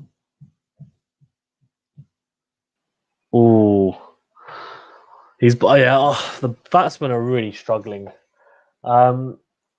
Horace says, Sunder, stop spamming. It's okay. I've time. Put him in a little naughty timeout. Sunder, why do people need to praise ban? I don't mind talking about him. He's a good player, but just talked about him enough. Time since the last boundary, 25 minutes, 40 balls, which I think says a lot about how South Africa have now gained control in this match, and they're just putting Pakistan under a lot of pressure, which is, pretty disappointing, I guess, because we started off quite well. Obviously, Imam al-Haq went, but the partnership between Bob Raza and Fakhar Zaman looked pretty good. Good shot there from Asif Ali into deep cover. So 215 needed from 137 balls. So to be honest, Vanu, if we get to 120 and we need 190, then it becomes a T20 game. But we've only got 5 wickets in hand, so I think it's going to be really tough. It's going to be tough, mate. We basically need a couple of huge overs, like really big overs, to put pressure on South Africa and then go from there. Fakhar Zaman's tried to go big. Is that 6 or is that out? Let's have a look. Oh, that's a biggie. That's a biggie over deep square leg. That's a huge shot from Fakhar Zaman off Rabada as well, of all bowlers. That's a big, big shot, and that shows the capabilities of Fakhar Zaman. His 50's up as well. So another 50 for him, and good to see him get some runs. He needs to pick up the pace, though, here. 50 off 70. But that will help his confidence for sure. That 6. Charles says, "Happy Easter, Reno." Yeah. What's that? What's what? Happy Easter what? Reno. That's Reno, one of the subscribers. Her name's Reno, Benny. Oh, I see. Good shot from Fucker Zaman, and 50 up for him. Let's see if he can pick up the pace here without getting out. Good pull shot again. That time it will be 4 runs. 6 and 4 off Rabada. And Rabada just getting his length slightly wrong there. Just a bit too short and into really Fucker Zaman's strength, which is square of the wicket. Very good shot from Fucker Zaman. For anyone, by the way, that cares, so when we did Venu's cricket catch up yesterday, me and Venu did a little bit of, let's say, back garden cricket, didn't we, Venu? Yeah, and I've good. actually, it was good. With the tennis racket, I'm giving you some outswingers. So Venu was up a few times. Venu was just serving tennis balls at me in the back garden, and he has this like wooden plank of wood, and we put that down as well. And if it hits that spot, it like speeds up. So I don't know how quickly do you think we can serve? We can probably serve quite quickly. Maybe 80 mph. Yeah. Or 60, 70. No, I reckon we can serve quicker than that, really. I reckon your serving's got when you serve on 5, it's like one of the best at the club. It's ridiculous. But what I would say is because you were closer than we would be in a tennis match as well, you have to think about it. It'll be quicker from that because you're only you were probably about 15 yards away, 16 yards. You weren't 21, were you? What do you mean? How far away were you from me? About 19 yards away, weren't you? I think yesterday. Yeah. Basically, we did a video. I've chopped it up and with the best highlights of it. And Venu, so I'll send it to you as well, Venu, because you're not on social media. But I'll put it on the Instagram, the Quality Shot Instagram, and the Facebook page as well. And it'll be like a reel, I guess it is, because it's shorter than a minute. I've just literally done all the clips, which is quite cool. I'll put it on the YouTube as well. It'll be a short, I guess. I don't know. I've never done one before, but it'll be on. I'll put it on YouTube as well, and you guys can give it a watch. But it's quite funny, and Venu just basically serving tennis balls to me with his tennis racket, which was a good challenge, and it's swinging away as you said, Venu. So that was tough actually when they're swinging away, especially when it hit the board and it sped up. Then it's hard. Tough. Yeah, but it gets your eye in it, you know. Yeah, it's good. It was good. It was really good. I reckon it's probably. I reckon we probably serve 80 plus miles per hour more, like plus, but because it's tennis ball, it probably slows down a little bit as well when it bounces. So the fuller it is, probably the quicker it is. But let's see. Oh, good shot there from Asif Ali off the back foot. That's really powerful as well. Towards Cal corner. That's a really good shot. Let's see if he can prove me wrong, Asif Ali, because I think he should be in the side, but I'm happy to be proven wrong. Aisha says slow as 50 for Fakhar Zaman. Yeah, I know.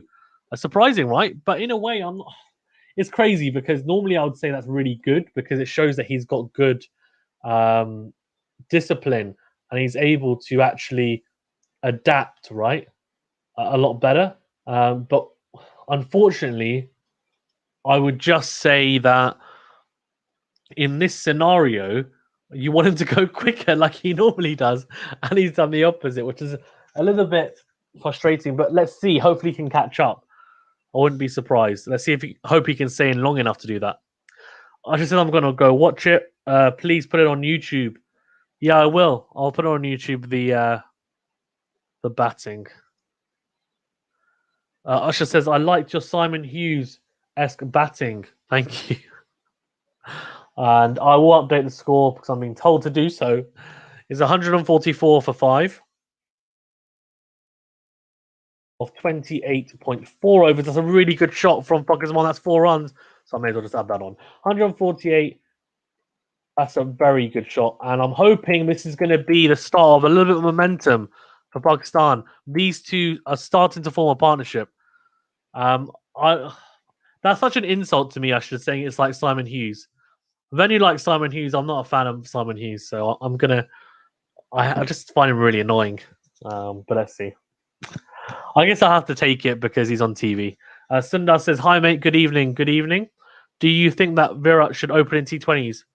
I like this renewed attitude, Sundar. Thank you very much though for joining. Oh, that's a big one. That's a big one. Over cow corner. Fakhar Zaman has just dispatched Shamsi for 6 over cow corner. He's now 66 of 76. This is a huge over, by the way. It's gone for 10, 14, 15, 16 off the over. That's the type of over Pakistan needed. Let's see now. Can they push on from here? It will be tough, but it's still doable. It's just going to be tough. It's an 88-meter 6 as well. Sundar, in terms of Virat Kohli opening in T20s, Venu, I'll pass it on to you first. What do you think? Should Virat Kohli open in T20s? He did it in the last T20 against so. England and he batted well. What do you think? I think, yes, why not? I think he's a batsman that has to face all 20. He has to face as many balls as possible. Agreed. I think him and Rohit Sharma, why not? I think he's going to open in the IPL, isn't he, as well? So let's see how he does. Although I think his opening partner just contracted COVID, so I don't know how they're going to. I don't know enough about it, but yeah, I think he should open. Why not? Why not? It's good enough. That's a good shot from Asif Ali. Straight to the man though at deep cover. He bats 3 anyway, and I know when he was younger, I'm pretty sure he did open the batting in the IPL, from what I know. Crypto says, "Can Pakistan still win this Fazan?" I think the percentage is 20%. Okay, Vinny, what if you gave? Do you want to give a percentage? Do you know, or shall I go? What do you mean? Like, if you had to put a percentage on what you think Pakistan win, win percentage, 10%. what would you say? 10%. Okay, yeah, I'd probably agree with you. Actually, I agree with Vinny. I think 10%. I think we need quite a few overs like that. Nortje won't probably give you one. Rabada may, which he did, and now Shamsi. If Shamsi gets bowled out, the only thing I'll say, Venu, I want to get your view on this actually, is South Africa only playing with 5 bowlers. So that's a big risk, isn't it? Because if one of the bowlers, like Shamsi, for example, has just gone quite big off 1 over, but if he goes for a couple more, you can't get overs from anyone else because you don't have that extra option. That is true. Yeah. Oh, good, very good Yorker. Or run opportunity. Well, they're on 2. They should, but they don't. They don't. Yeah, I think 10%. Usher says, "Can you update the score?" I have. I'll update it again at the end of this over, but it's 156 for 5 or 29.3 overs. And Fakhar Zaman and Asif Ali are starting to go. That's well dug out from Fakhar Zaman off Nortje. And then when I chopped up the highlights of yesterday as well, it's funny because you can hear you laughing and stuff. Well, when you've served up a good one basically, and it's gone past me. Oh, is that out? Is that out? Really? Oh, yeah, you can. Yeah, it's quite funny. Let's see. I think that's going down leg. Let's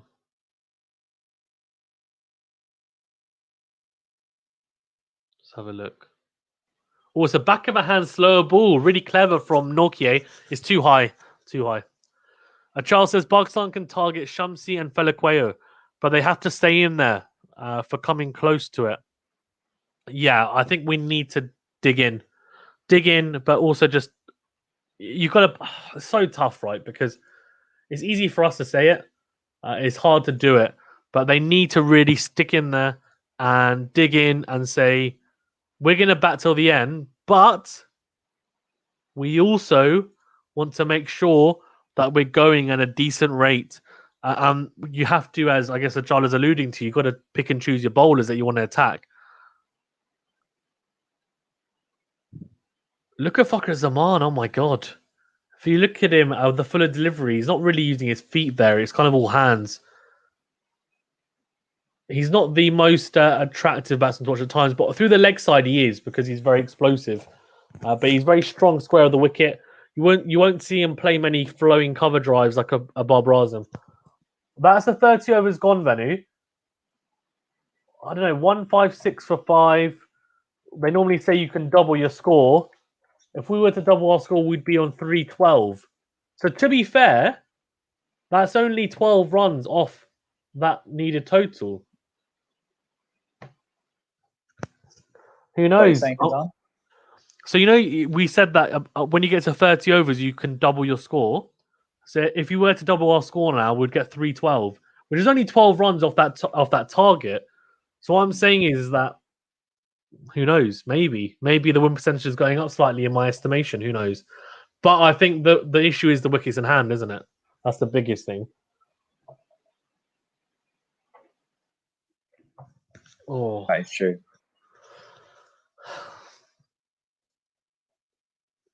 how does it feel to know that you've got no work venue for a couple of weeks now? Oh, it's nice. Although I've got some marking to do and some lesson planning to do, so it's not technically 2 weeks doing nothing.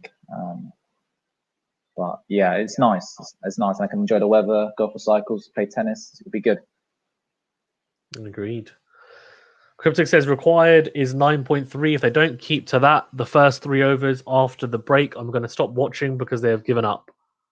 Oh, Cryptic, why? So Cryptic wants them to go. Basically, if Pakistan don't get 27 runs or more off the first 3 overs, he's going to turn it off and rebel against the.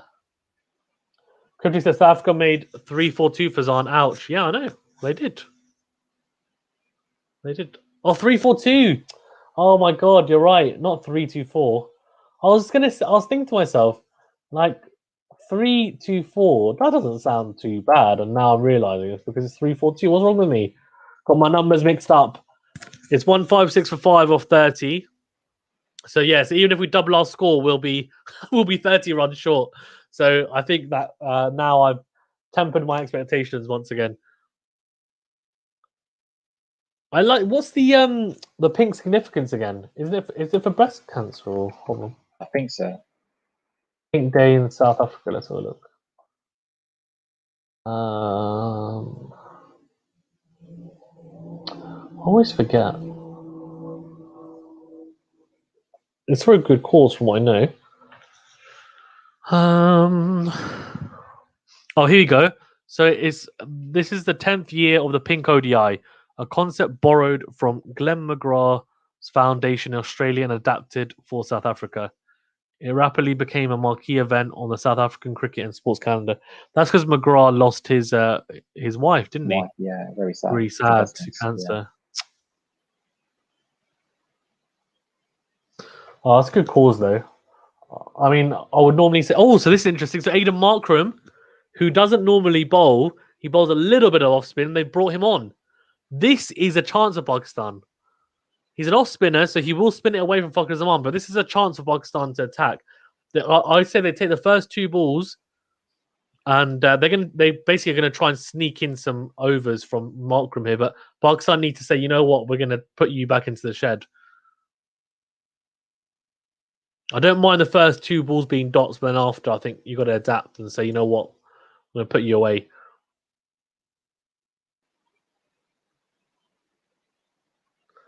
It was good to see Ducott get some runs because he's been really, just been really uncharacteristically poor, hasn't he, for quite a bit of time. Ducott.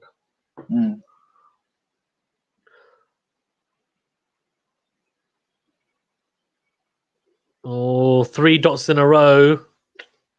Come on now. Now we need to start going now. I know it's his first over, but he's a part-time off spinner. Markram, he doesn't normally bowl. So you've had 3 balls to look at him. That's enough. Now you're going to start using your feet or just being more clever with him.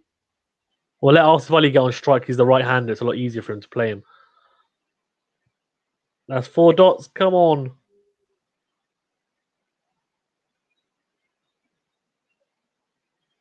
Tema Mavuma is probably like, I'm a genius. Just brought on the part-time spinner and I can't play him. Come on, get a single. Oh, mate. 1 off the first 5 deliveries is a shocker.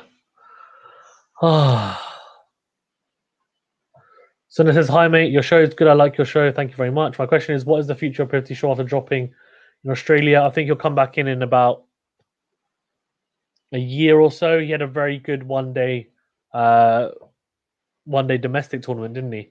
In India. So I think he'll be back. India have got a lot of talent. So oh come on, one run off one over, the first over for Markram. That is poor. That's really poor. They've just snuck in and over there from Markram. But yeah, I would say that Pretty Sure they just need to let him continue to work on his game, and then once they have, yeah, I mean he's clearly coming good domestically, so you can then put him back in, and I think they need to then bring him into a tour where it's seen as slightly easier, and see how he performs, and maybe rest on the big guns, and just kind of ease him back into the team. You don't want to put too much pressure on him. He's still very young, but he's very talented. Hold on, Fuckersman tried to go after Nortje. It's gone just over, and that'll be 4 runs. So he's actually, rather than going after the spinner, he's going after Nortje. He's liking the pace. 4 off the first ball, pulling that over mid on. A very, as Cryptic would say, a baseball shot even. Cryptic says, so they've given up, and then yeah, lots of exclamations. No, I don't think they have. I just think that no one wants to get out to a part-time spinner, do they, Vanny? Sorry? I said no one wants to get out to a part-time spinner, do they? I agree, 100%. You'd rather get out to Nortje than Aidan Markram. 100%. That is true. That's the issue as well.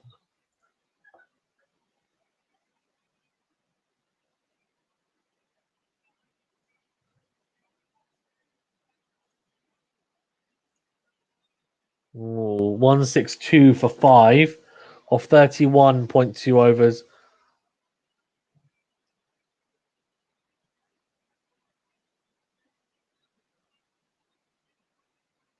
Come on, then.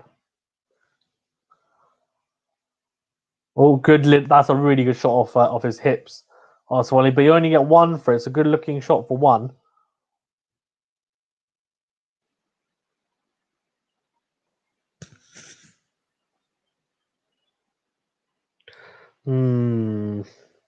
I think it's game, set, and match for South Africa. Do you think? Yeah. They need to. I'm hoping not. The next few overs will be important. I agree. The thing is, realistically, what probably anything above 13 and over off the last 10, probably anything above 12, probably anything above 12 off the last 10. So we want to be at. I'm just going to get the door. 1 second. Sorry, go for it. We want to be 120 minus 342.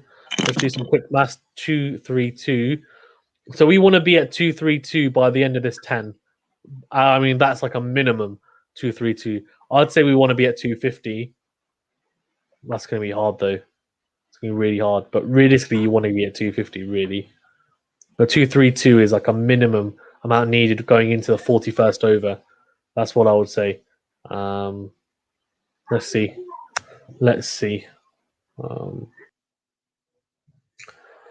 But yeah, 165 for 5 of 31.48. Fucker Zaman is 75 of 86. Partnership is 45 or 44. So they start. Look, that's much better, right? I mean, it needs to now be going pretty quickly here. We can't be going anywhere near your 5, 4 and overs now. It's just going to be quick. Oh, there's a chance for run out here. They rush the fielder and they take a slightly risky single straight to the man at short cover. Pays off though. Osvally's 12 of 22. He needs to pick up the pace. He really does.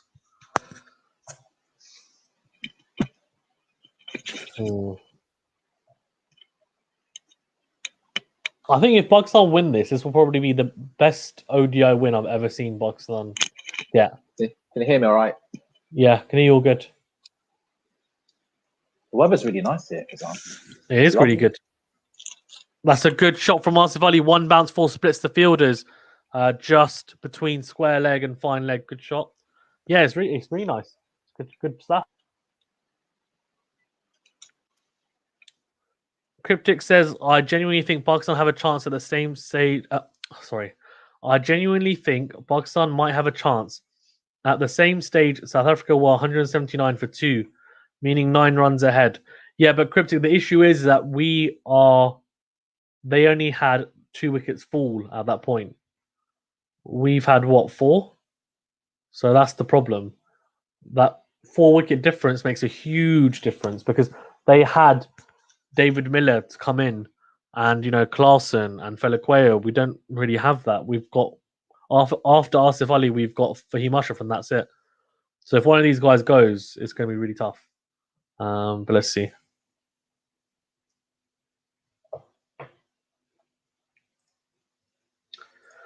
Chris says, but it's pink day. It's meant for South Africa. It's like Pakistan losing on Independence Day. It's just their day. Lol.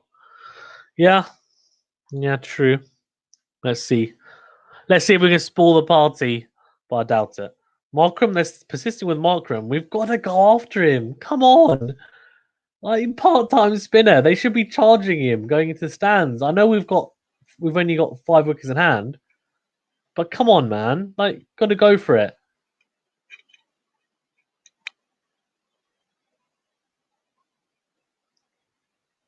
Fakhar Zaman's helmet is always askew. It's never straight. Never. Never. Oh. I'm not saying anything. Aidan Markram. 52 off 49.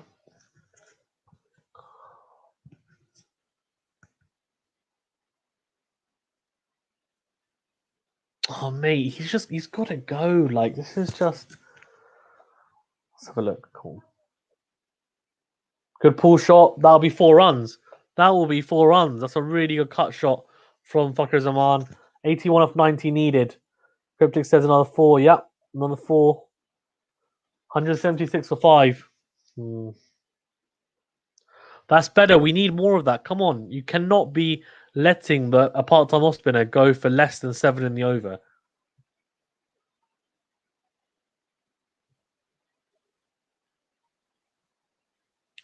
Good shot. Come on.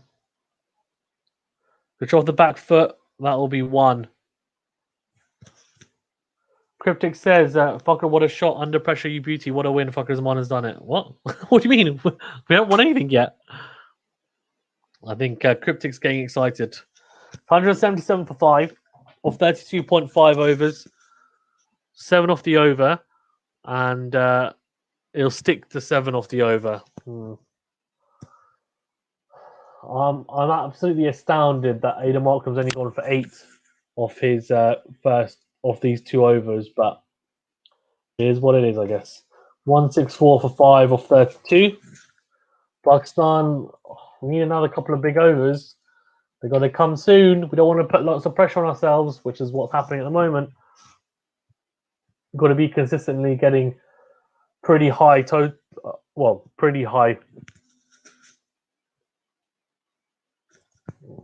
scoring overs even, sorry. So having a look at the worm, Pakistan were actually above South Africa between the 10th to 15th over, and now they've gone below them. We're still just below them, as Cryptic said, but the issue is the fall of wickets, right? We've lost 3 more wickets than South Africa at this point, which is the big difference, I think. Who knows, man? Let's see. We need a big over here. Feliqueo, we need to target him. And Fakhar Zaman tries to, and I think that's gone for 6. How's that gone for 6? Oh my god. That's an out of control shot. That's an out of control shot as well. Oh my gosh. So Fakhar Zaman, as I just said, we've got to go after him, and he's said, I'm going to go after him. And let's have a look. It's just, not a slow ball. It's just a back of a length, slightly wide from Feliqueo. And Fakhar Zaman just slashes at that, really. He's not trying to hit it there. He's trying to hit it over mid-off. But he's got enough on it, quick enough hands, and it's just flown off the bat over point for 6, which is just crazy. 68 meter 6. Cryptic says this is the same ground Shahid Afridi hit that 150 meter 6. Oh, really? Bloody hell, that's huge. If that's true, then I might have to check the highlights for that.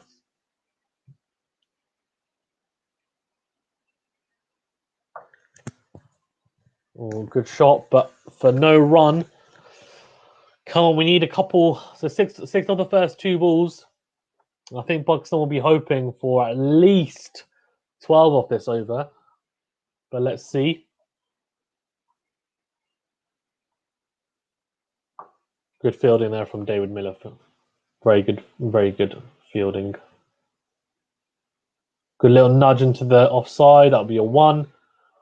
Pakistan trying to tick along. They're going to try and take it deep, which I like. I don't want us to crumble, but let's give ourselves a chance as well. So calculated aggression, as I like to call it.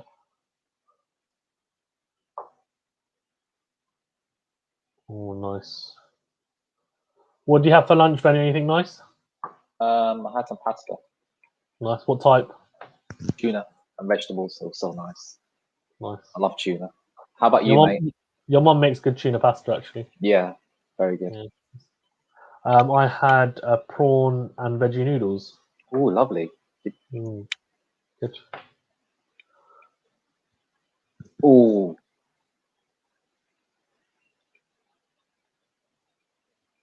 I like how everything is pink, even the scorecard and stuff. It's quite cool, actually. Nice. Yeah. I like it.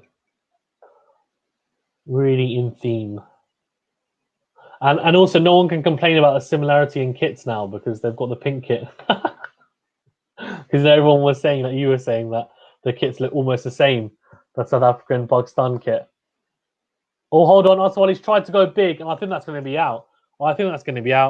Game, set, and match was on. Oh, 1-1. Hell. And there's 3, isn't there? Please don't say there's 2 well, like the Fahim Ashraf's still in, Venu. We've still got Fahim Ashraf. It's over, mate. No, come on. Happening. It's not over till it's over. 1% chance of winning. 100%, you see? 1%. You know, I really hope we win this. Actually, 0.1%.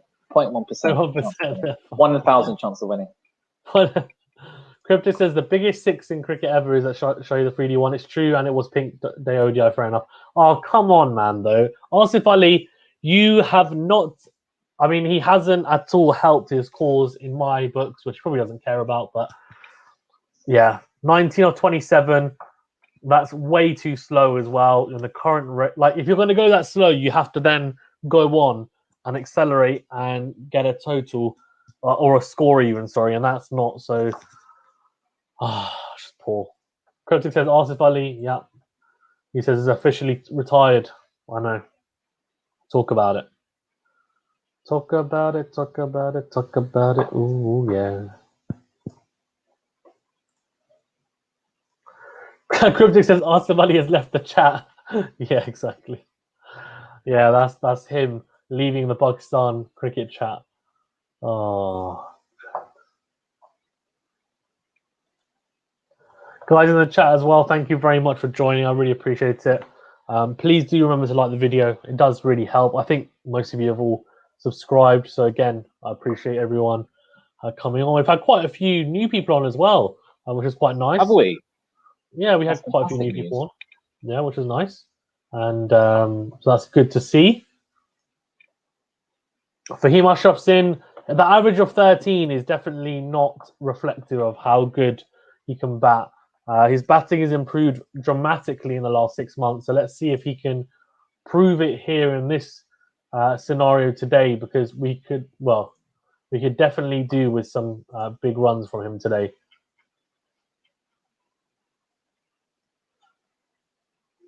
Oh, and Asif Ali, man, just it's a shocker, isn't it? It's just he got out a very similar way in the first match as well, very soft, and just really, really frustrating to see. I'm not sure why he's in the side. He's had enough chances, and I think that's. I'll be surprised to see him get another one now. I'll be surprised to see him in the next ODI, to be honest with you, but let's see. Yeah, good solid catch from Markram. With the sun in his eyes as well, but solid catch. Markram's bowling again. We've got to put him away, man. It's because he's bowling to 2 left-handers. That's why. So he's spinning away from the bat. Fahim Ashraf does what both batsmen should have done previously, which is just hit him down to long on, and he's done that, and he's got a single, and he's off the mark straight away, which is exactly what he should be doing. 187 for 6 off 34 overs, and I don't know. This is. Do you think we're going to see all 50 overs, Benny? No.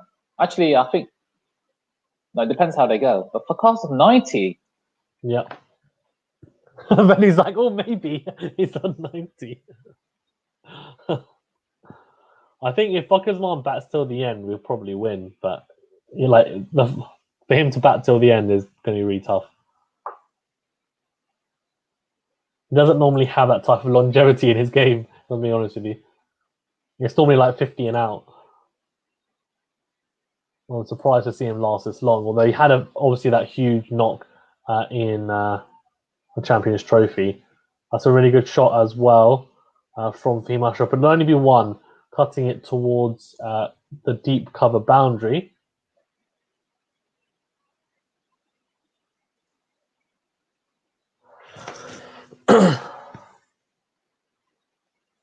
Sundar says, what are the chances of Pakistan winning this match? Venu says 0.1%. I would probably say 2% chance.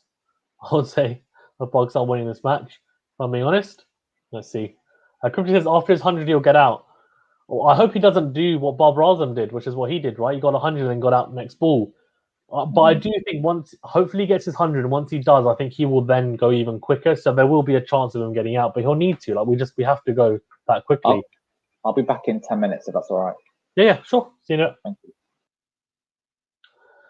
Cryptic says, Sundar, you are Washington Sundar's son. Yeah, are you? No, not Washington Sundar's son. Washington Sundar's only like 21. Are you his father is the question. Are you related to Washington Sundar Lal? Because if you are, then can you please tell him that I would like to interview him on my channel, please? Thank you. I do cricket interviews. For anyone that's new, by the way, that hasn't checked, obviously I do live streams, I do reviews, I do collaborations, but I also do interviews with professional cricketers, which I'm trying to get as many as possible on. It's not the easiest thing to do, but I really enjoy getting them on. And yeah, so if anyone knows any professional cricketers, reach out to me. You can see my social media below. Quality Shot on Facebook, qualityshot.f at Instagram, and also Quality Shot on YouTube, and also my email as well. It's on my About tab.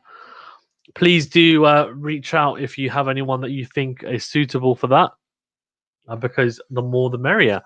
I actually interviewed someone who he played last year for England in the Under-19 World Cup, and he's bowled against Steve Smith, etc. as well. So he was talking to me about a lot of stuff, which is nice.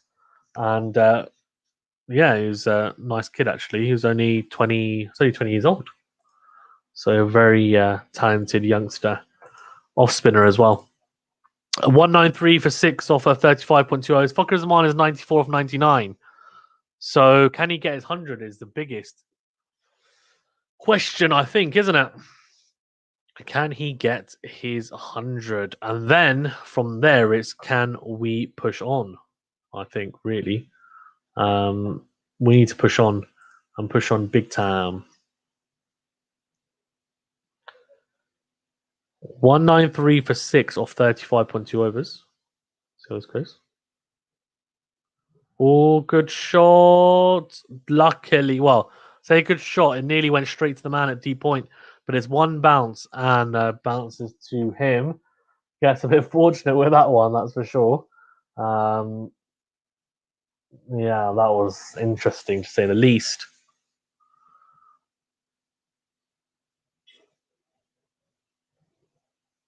Let's have a look. Yeah, that's an interesting shot, isn't it? Got away with it though. Oh, good shot again, but this time at deep backward point. Stop again. 94 off 100. Felaquet is bowling really well here at the death. He's only conceded 4 runs off this over so far, or 4 balls. And considering, I say it's the death, but it kind of is, because now, this 35th to 50th, Pakistan need to go big, and Sri Lanka will be wanting to contain and pick up wickets and create pressure, This is a very, very good over so far from Peliquer. Goes short, Fakazman pulls that away. And again, straight to the sweeper. Pakistan really struggling to find the boundary now, which is unfortunate because, they were starting to be able to go a bit quicker. And unfortunately, it's now become sporadic, the boundaries once again. 195 for 6 off 35.5 overs.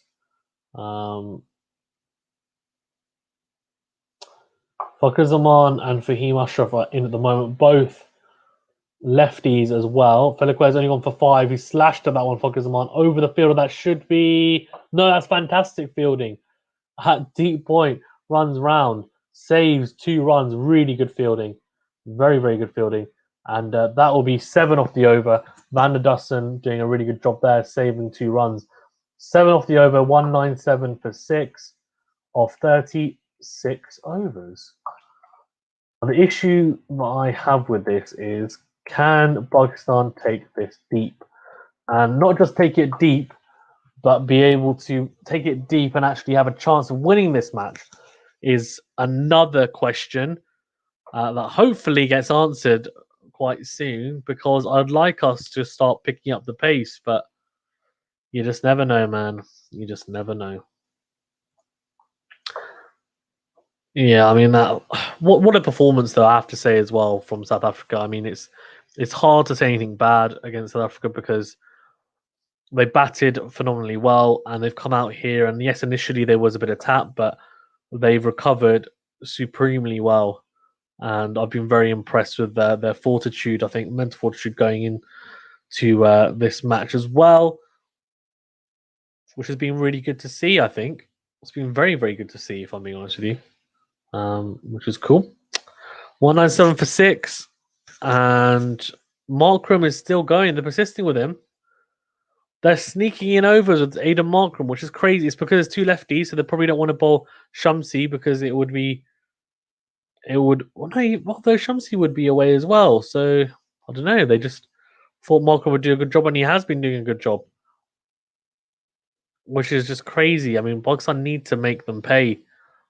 They can't let Aidan Markram get away with bowling overs here.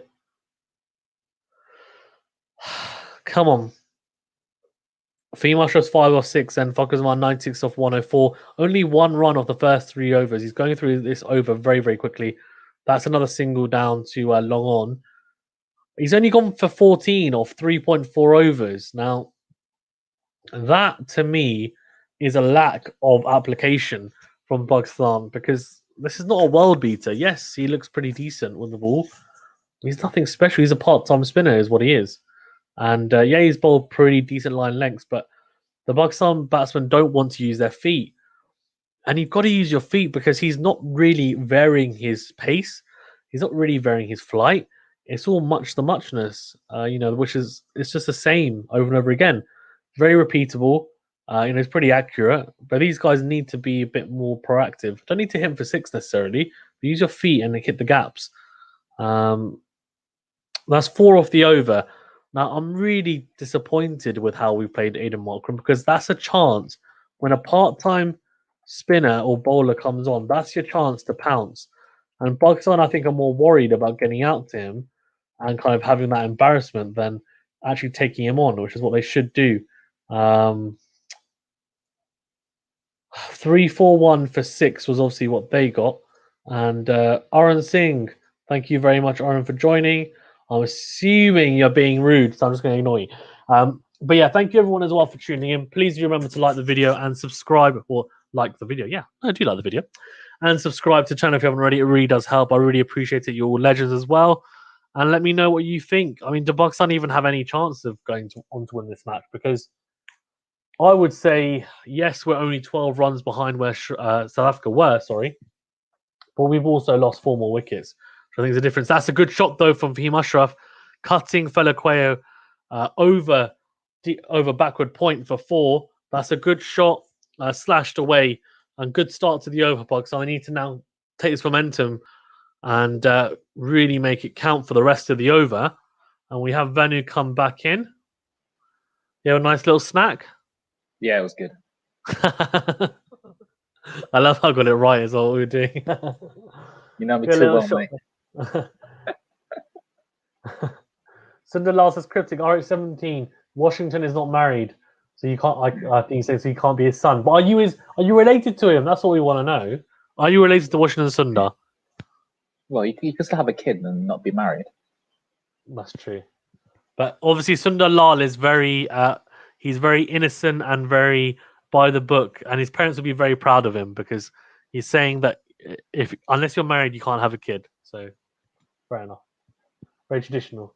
205 for 6, Feliquer going around the wicket. And Aidan Markram, then, he's only gone for like 3.5 and over off his 3 overs, 3-4 overs, which is poor for Pakistan. Like, how can you let a part-time off spinner just get through his overs like that?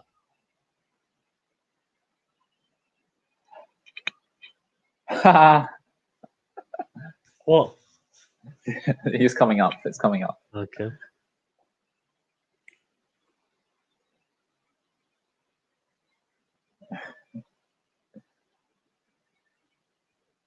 Oh, what? Really? I'm not sure.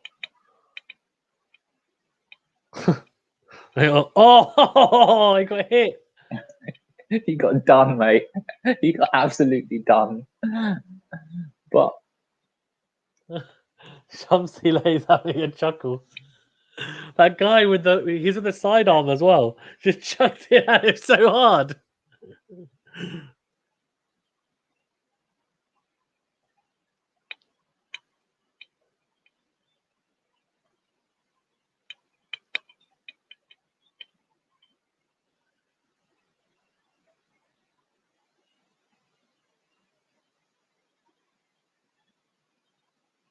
Oh, bloody hell. Oh, I can't believe that's out.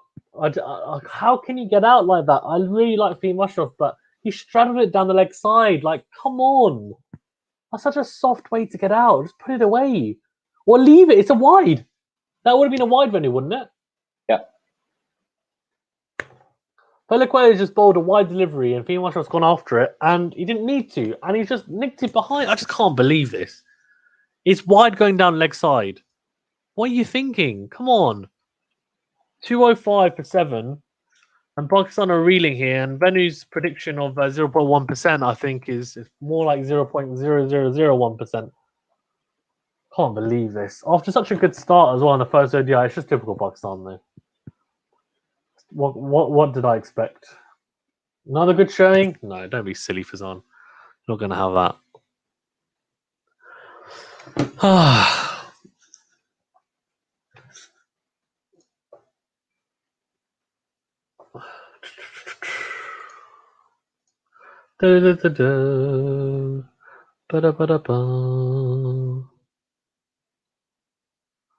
Right, come on, guys.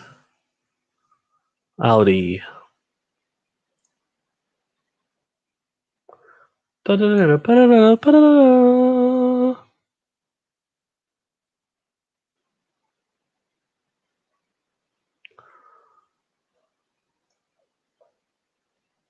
Oh, Feliquer coming really close to the umpire, trying to bowl a bumper to Shaheen Afridi first up.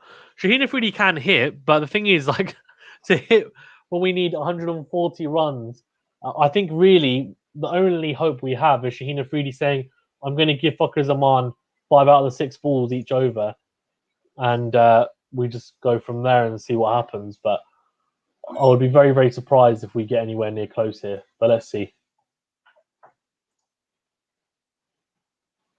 Good little straight punch from Shaheen Afridi.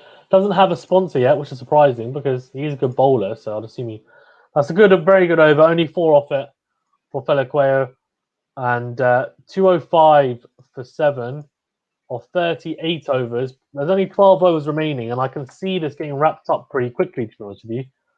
I'm hoping Fakhar Zaman gets his 100. He's batted well, but I also hope that he can just tee off because that's what we need. And for anyone that does care, the rest of the tour, Pakistan Tour of South Africa, commences. So 7th of April, so that's in 3 days' time, is the third ODI. We've got 10th of April is the first T20, 12th is the second, 14th is the third, and 16th is the 4th. So we've got 4 T20 internationals coming up, and also the decider. Well, it looks like it will be the deciding ODI on the 7th, which will be what? That's Wednesday. Yeah, so I'll try and stream some of it. Yeah, I'll be around for Zon, that's for sure. Yeah, perfect. Yeah, I'll try and make sure I'll get my work done, and yeah, see if we can do the back end of the game. Nortje running in here. Good shot there from Fakhar Zaman. Oh, bad fielding though. They should run 2 here. It's actually Bavuma, the captain. Bit of a fumble from him. Probably won't cost them too much. But what it does mean is that Fakhar Zaman's on 99, which he'll be happy about. And his helmet is still askew. Can he please put it straight? 100. Look at that little stumbling. There we go. Nortje running in 3 for 30 off 7.1 overs is Nortje. Oh, pulls that away, and that will be 4 runs, and that's his 100 as well. What a very, very good 100 from Fakhar Zaman. He's an opener, isn't he? Yeah. Oh, he might carry the bat, you know? Hopefully. That's what I'm hoping. For the hoping victory. they can bat the innings, but let's see. Yeah, they're back to win innings. They make them close, you know? The issue is that you need to have Fakhar Zaman face all the deliveries pretty much. So they need to have 1 delivery per over maximum that Shaheen Afridi faces. So Fakhar Zaman needs to be clever about it. So let's see. But even then, it's tough because he can get out. I mean, as well, he'll have to go. He pulls again. That's the fielder though. Oh, good field. He nearly spills it. But that's 7 off the over so far. Probably need 14 off it, I would say. And Shaheen Afridi is now on strike. So we're going to have to... he's going to look to just, I guess, hit a single, really. And get Fakhar Zaman on strike straight away. Yeah, really good 100, though, from the Fakhar Zaman. Very good 100. Good to see him as well, back in a bit of form as well. He is a good player, and he complements Imam al-Haq well. He's more explosive. Imam al-Haq is more of an anchor, so good to see.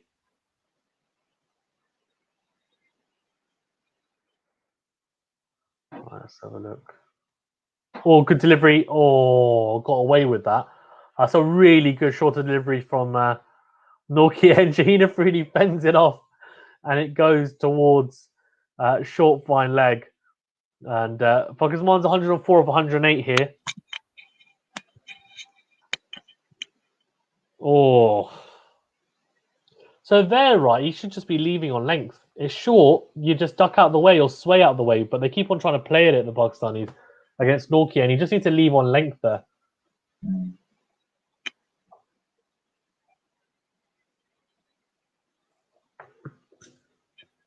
Oh, Fakhar Zaman, I think he's hit that. That's a top edge, and that's gone for 4. 90 mile per hour bumper, and he's taking his chances. He's now 108 off 109. It's a good over so far, 12 off it. They can get another boundary here. That'll help. Yeah, very fortunate.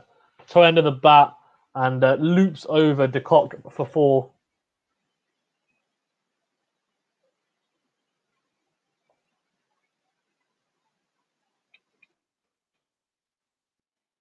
Yeah, skimmed the outside edge. Did that delivery. And Nortje having a bit of a chuckle to himself. But when you bowl that, when you bowl quick like that and you're express bowler, that'll happen at times. Let's see, he's going to go short again. No, he goes full. That's a good flick, though, into the leg side, but it should just be 1. It is 1. And Shaheen Afridi has 1 delivery to survive against... No, he doesn't. He doesn't. So very good batting from Fakhar Zaman. Sorry, that was the last ball of the over. A single there, which is needed. 218 for 7 off 39. Let's see. See what Fakhar Zaman can do here. So that was 13 off that over. So that's a pretty good over for Pakistan. We need more like that, please.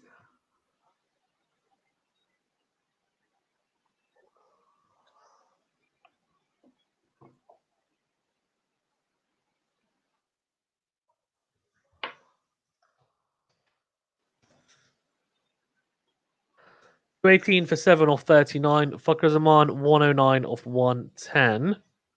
Felaque's gone for only 47 off his 7. I say only, that's pretty expensive, but in a high scoring affair and picking up 2 vital wickets, they won't mind that in South Africa. That's a wide, though, first up, which is pretty poor start. Yeah, that's not good bowling. Also, no ball. And it's going to be a free hit. Yeah, boy. I'm just not going to react. I love that Pakistan shirt. I wore that for... Let's not talk about the day I wore it. That was bad memories.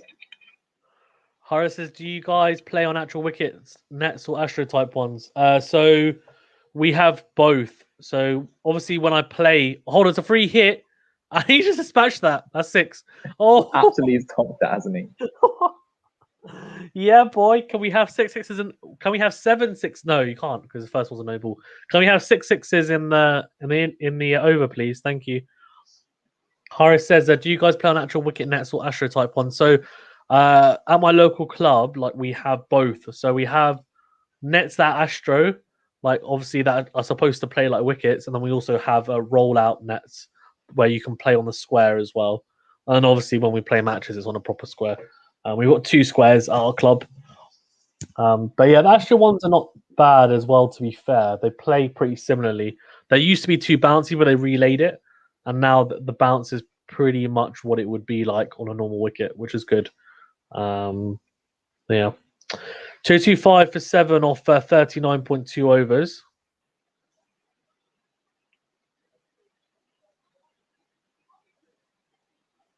Well, that's not a wide. That's not a wide.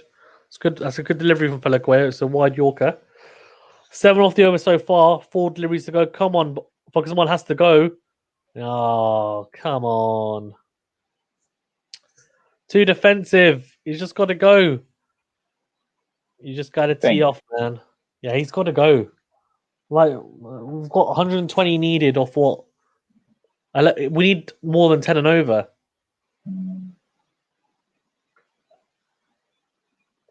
And realistically, Shiner 3D, how long can he survive? Can he survive 11 overs? I don't know if he can. Oh, come on. That's another dot ball. After a good start to the over from Fakhar Zaman, he's now getting stuck here a little bit. Felaquea is bowling really into the deck on a good length and angling it into Fakhar Zaman, trying to give him no width, because width is really what Fakhar Zaman feeds off. If I was him, he's going leg side of the ball. I'd go inside the line and just swing into the leg side, Fakhar Zaman, because that's what he likes. But he keeps on going leg side of the ball, which is, to me, makes no sense because he's stronger through the onside, but I don't know. Okay, so a single there and 8 off the over. Now, Shaheen Afridi needs to try and just see out the delivery, really. That's what he needs to do so that Fakhar Zaman can stay on strike for the next over. So he either needs to hit a boundary or just a dot ball, really, and then Fakhar Zaman can go again in the next over. Let's see. Or are we going to see a wicket? Hopefully not. No, we will see. Yeah, they won't run that one. Yeah, dot ball. And it's 226 for 7. I don't know, Vinny, can they do this? They need 100 and... I think it's Fakar still in, you know. I know I said 0.1% chance. They need 116 off 10, Vinny. So they need to go 11.6 and over. I'm going to go back up to 10%. I think it's possible. Oh, really? Yeah. Oh, my God. Like this, like we'll see it. Like Fakar he needs to smash it. Come on, Yeah. It's just 6. He just needs to get 6 and a 4 every over, and it's doable. He can do it. It's doable. It's just the wickets in hand. If he does it, this will be one of the best all-time. This will be one of the best ODI matches in boxing winners. Oh, come on, do it. Cryptic says artificial one pitch. So yeah, Cryptic is saying I think he plays on artificial nets, which I think most clubs have. You also have the roll-on ones that we have, which you can go onto the square, but we can only use those, I think, when it's adult nets. We have adult net evenings. You can't book it. Okay, before Fazan, you said 2% Pakistan now. Still 2% for me. Benny's gone up to 10%, but I'll stick to my guns. What are you saying with? What I'll did you stick say? with 2%. 2%. Yeah. All right, why not? Power play, 116 off 60 balls needed.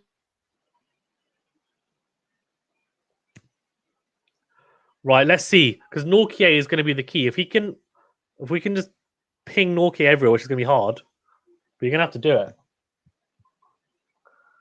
He's going to at least have to get 8 off Nortje, right? Look at his helmet. It's always askew. It's so funny. Oh, my days. Watch Kazan. Just Stop mate. it, Benny. Stop Mate. it. You're reading it for me. I'm sorry. This is spectacular. That's all I'm saying. Okay, Cryptic says, I've got a question. Can you just go to your cricket club and use their nets? Normally, yes, but because of COVID, now there's a booking system in place. You have to book it because of COVID regulations. Oh, hold on. Oh, my God. Huge. Absolutely Oh. huge. Nearly at the stadium. And Nokia's thinking, what do I do? Oh, my gosh. He's just pinged that into the stands. What a shot. That's like a Jayasuriya shot, isn't it? He hasn't even got all of it. It's turned in his hand. What a shot. Critic says, or do you have to book it? I ask, as I have a junior membership with the club, can I just play in the nets? It depends. I don't know. You don't have to pay at my club, Cryptic. You shouldn't have to pay. But it depends on your club. If they've got a booking system, then you probably have to book. You check your website. Nortje running in here. What's he going to do? That will be 4 runs, won't it? Oh, mate, this is it. This is the over. Oh, mate. I'm sticking with 10%. Mate, this is great for neutral. Cryptic says, do you have to pay? How much is it? No, we don't have to pay. It's free. Comes with a membership. A really good shot from Fucker Zaman. Flicks it through Cal corner for 4. It's a full toss. Nortje trying to bowl a Yorker. Misses it. And he's under pressure here. Under a lot of pressure, isn't he? Gone off 10 off his first 3 balls. He's been very good, but now he's under a lot of pressure here to keep tight. Let's have a look. You know, it would be great if we had another free hit in this over. That would be fantastic. He's going round the wicket now. He's going to bowl short. No, he's not. Oh, God. I thought that was going to be out. So he picks up the single. Oh, no. That's so peak. Shaheen Afridi now has to face 2 deliveries from Nortje. Good luck, because he's going to bowl absolute wheels to him. And Shaheen Afridi is a moving target.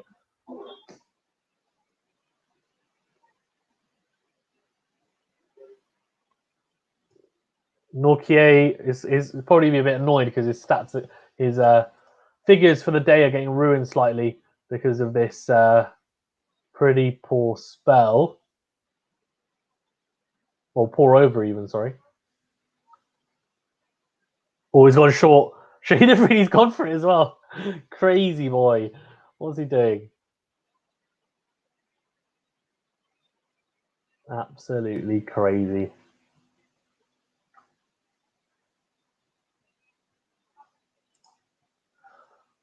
Right. Angidi Feliqueo. Obviously, they got those 4 overs. So Shamsi's warming up. They're going to bowl Shamsi. Now, Really? that might be an issue with Pakistan because, yeah, but the issue is that I don't think Pakar Zaman plays spin that well. That's the issue. Chris says, how do you put them at the moment? That's cool. I didn't know about that. It depends on your club, Cryptic. It's not like it's not a nationwide booking system. It's just depending on your club. Our club has a booking system. I don't know if yours does. So you just need to check out. Go onto your club's website and have a look and see if they've got a net booking system. They may not. It might just be you can rock up, but for us, you have to book because of the recent COVID pandemic that people have to now they have to book in basically. So it's 237 even, sorry, for 7 off 41 overs. He says Fucker is the GOAT. Required run rate is 11.67. So I don't know. Only 9 overs. I reckon if Pakistan can get a big over soon, like a 15 run over, then it definitely helps. They want to try and put the run rate down, put pressure on South Africa, but fuckers of mine, it's all on him, really. It's really 100%. all on him. This is like last man standing. So here we go. This is going to be make or break Shamsi over, I think. Oh, I can't afford these dot balls. Thing is, if he hits a 6 and a 4 every over, that's what. Yeah, but that's not easy though, right? That's you can't. I think the issue is that you can't just rely on that. I think he needs to be more proactive and pick up 2s as well. But I don't know. We'll see. It's doable. It's doable. It is doable, 100%. Like you got to do it every over though. That's the thing. Every over. Yeah. But they haven't run a single there. Is he in? Is PAK in the test team and the T20 team is on? He's in and out of the T20 side. He's not in the test side. And then it's either a wicket or it's a 6 or something. So, it's probably a wicket because Benny's covering his mouth. No, today it is so, but today it is so. Yeah, I'm not going to say anything. Okay, fine. Come on, fuckers man struggling though with Shamsi. The first 2 deliveries, I told you, spinning is not his forte. Oh no, 6. Oh, that's huge! It's huge. He absolutely nailed that design. Oh my god! This guy, he's seeing it as an absolute. He's seeing it. He's seeing it like a beach ball. Exactly. Thing is, the thing that frustrates me a little bit is that he doesn't use his feet really, but there he didn't need to because in the slot. But yeah, that's such a good shot though. Bloody hell! Just clears the front leg and just goes huge over. That was huge. How many 6s has he hit? He's must have hit. I think he's hit 5 or 6. Let's have a look at the website. Oh come on, we need more of that, please. Kurt says, "Fucker is the real 6 6s." 6 6s, yeah. Okay. Huge. Oh, that was another opportunity. He could have gone big there. He could have gone big there. 1 ball left on the over. Shamsi's done pretty well because I think it's only 6 off it so far, isn't it? I'm not saying anything, mate.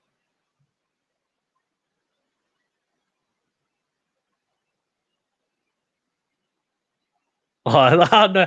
That's 12, mate. Oh, yes. That's all you need. The 2 6s. Come on. That's all you need. But oh, look at him. He's like. He needs to get on the other. He needs to get off strike. What's his name? Forget his name. Shaheen Afridi now, yeah. So he's gonna have to get off strike. That's the issue. See, if he'd got the 11 or 12 before, he could then get a single there. Let's see. So effectively, he's got to get 12 runs off 5 balls, really. Yeah, that's what he needs to do. Yeah, and then rotate the strike in the last one, so that he can, or even 12 runs off 3 balls. But that's hard. Well, no, you can get 11 off 5, then a single on the last. Cryptic says, did someone inject the 3D6 blood in Pakistan? Yeah. The partnership's 44 of 27. And Shaheen Afridi now has to try and get Pakistan on strike pretty much ASAP, really. Oh, Rabada's on, bloody hell. Nightmare, seriously. Hasn't picked up a wicket yet, but I won't be surprised he picks one up, that's for sure. I'll love to face Rabada one. Oh my god.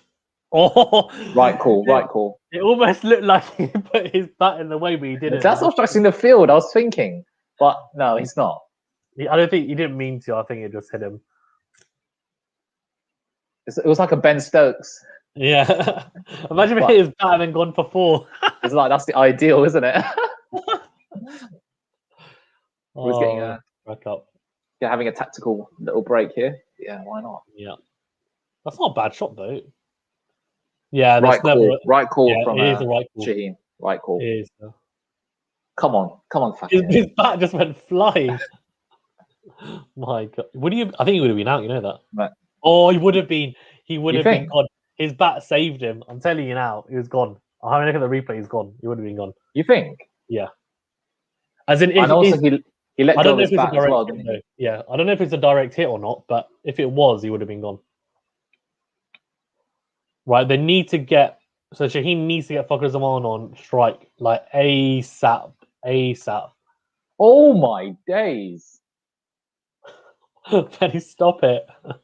I'm sorry. Pass up your stream. It's not fun. It's not fun not reacting. It's fine. React. In fact, hold on. Let's see if I can get to yours quickly. Come on. Yeah, Pull the next ball quickly. I've just seen the third ball, mate. Oh, full toss. That's a single, isn't it? Or is it four? Mate, he's a 4, mate. Oh, what a He shot! absolutely creamed that. He just went, cheers, mate. No, but he can't get a single now. Shaheen's is decent, mate. No, do you remember? I rate him as a cricketer. Do you remember we saw him hit sixes for Lahore Qalandars? Like, he can hit the ball, but it's just like to bat that long is difficult. The chances if Pakistan gets Pakistan over the line here, I can literally see him having Shahid Afridi started in Pakistan. Oh, mate, I tell you, this would be one of the best ODI victories I've ever seen in my life if we win this. I'm not even joking. Oh, come on, man.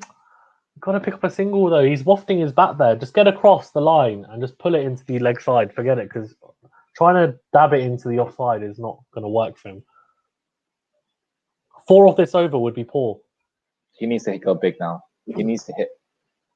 No. He just needs to, if I was him, if I was Shaheen Afridi, I think I would just say, I don't know, do you give a strike or do you go for a boundary now? I think he needs to go for a boundary. What's the point? Get a single, then Bakar has to get a single. No point. That's true. Mate, he needs to go. Right, okay, so there's one ball left. So this ball now he has to go for a boundary because it doesn't matter, right? Like if he needs to go. Doesn't matter if he gets out. Just go, mate. Yeah, agreed. Oh, he tried it. Rabada's bowling really well here. You know, he's He is. Yeah. Right, last ball of the over. Come on, Shaheen. Just outside edge for 4 would be great. Oh, he tries to go for it. That's such a good over. Bloody hell, that's not good for us though.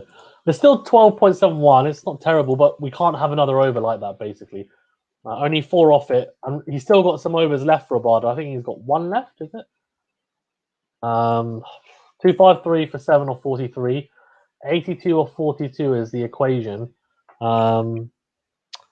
What do we think, Benny? What's the percentage? Oh my days! Are you still in front of me? I'm still in front of you, mate. How? I refreshed it. Oh my days! It always Stokes when you've got a fucker law. Exactly. This is a fantastic innings. I've been glued. This is a great innings, and tell me when you. Oh! No, he's just getting on a 1-0. We're tonking him. What can Shamsi do differently there?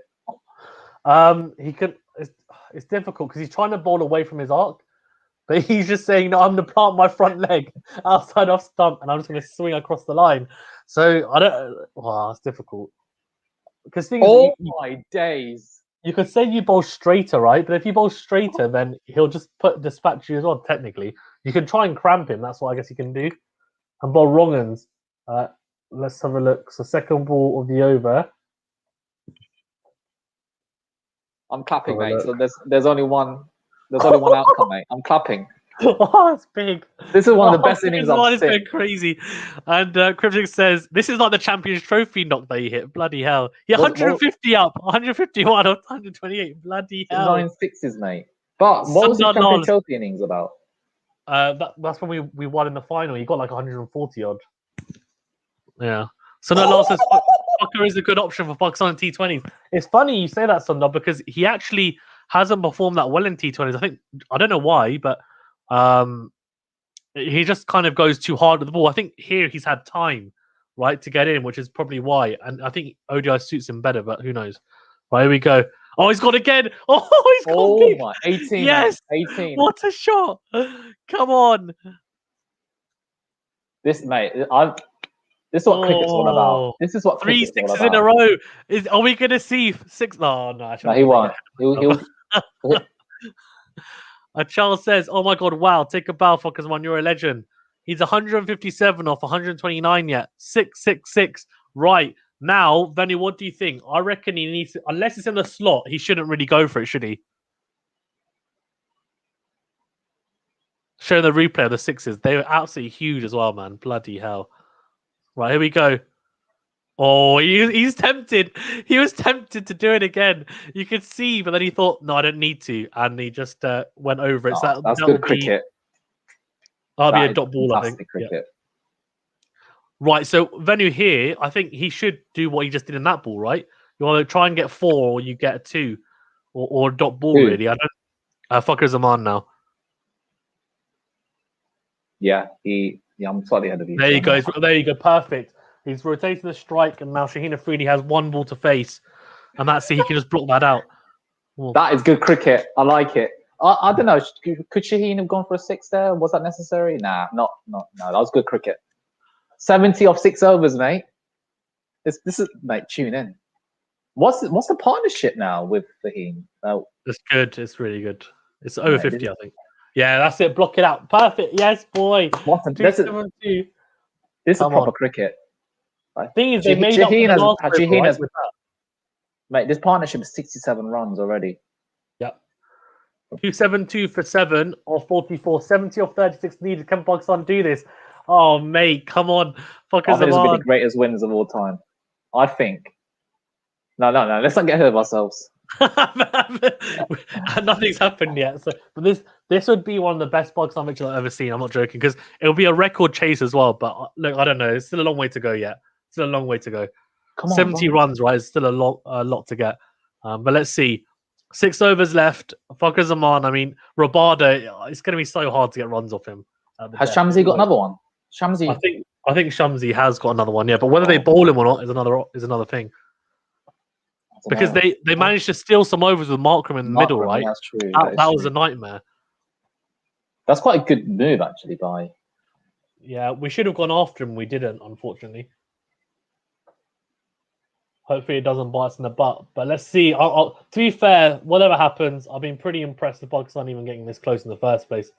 Like half an hour ago, did I say 0.1% chance of a win? Yeah. It's, this is doable. Well, actually, he's not going to run that. Well, they run 2. They can run 2 there. They could have, but they're not. Oh, no, I don't know, actually. I don't know. Cryptic says they have to take the singles, doubles, though. No, they can't take singles because he doesn't want Shaheen on strike. So he needs to take doubles. That wasn't a double there, though. There's doubles 4 or 6 or a dot ball. Yeah. And until the last, even numbers. Until the 4th. Yeah, exactly. Even numbers until the 4th ball, where he'll then rotate a strike. I think. Or 5th ball, even, sorry. So there you go. That's 2. Run it quickly. Oh, they've run the single.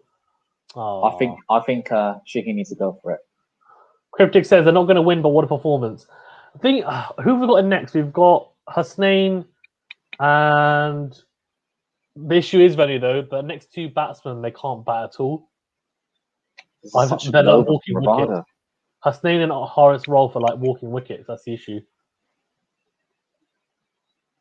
Right, okay, now what can Shaheen do here? Shaheen needs to get a boundary here. He's just like what? That's so frustrating. That's what Rabada's doing. He's just putting it outside. He's bowling across him. Yeah, he's just bowling across him and saying, "Go on, try and cut me." And he's not moving his feet, Shaheen. Oh no!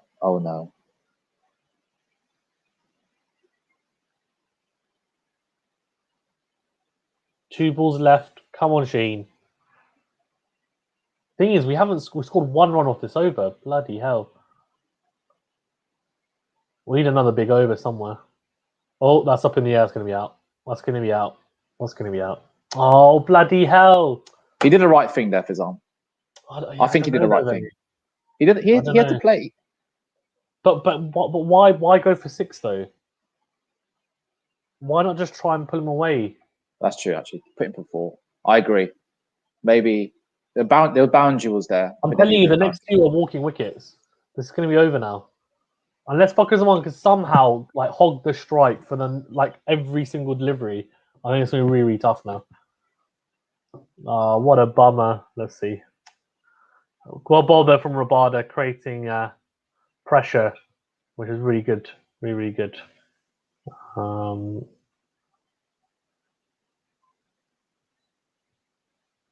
Fantastic stuff from Rabada.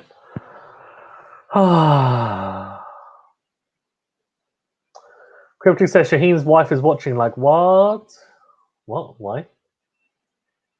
Sundar says, one innings from Fucker. He's a good T20 opener for Pakistan. He just hasn't really quite done it in T20s. I don't know whether it's a case of he just needs a bit more time, and in T20s he probably feels like he's under pressure to go quickly straight away. But he's explosive. It's just I don't know whether T20s is his format, because when you play like this, you think, oh, maybe, but you've got to remember that he's had a lot of deliveries to get in to play this way. But yeah, I mean, I think he's got the ability. It's just I don't know. We'll see. We'll see. He might. I'm sure he'll get one opportunity at least in the T20s. Oh, well, that was well fended off from Haris Rolf, and I think that's the over. Is it, or one delivery left? One delivery left. It's only one from this over. No, that is the over. One from that over, man. Flipping out. Right, now the equation gets quite hard. Fucker Zaman's going to have to go really hard now in the next couple of overs. Especially the next one. That was a fantastic over from Rabada. That kind of negated that poor Shamsi over. Exactly, it did. Before, so, yeah. No. Then you almost think, oh, should Fucker Zaman have gone for it more? But you think, it's a risk, right? He hit 3 sixes in a row, so I don't know.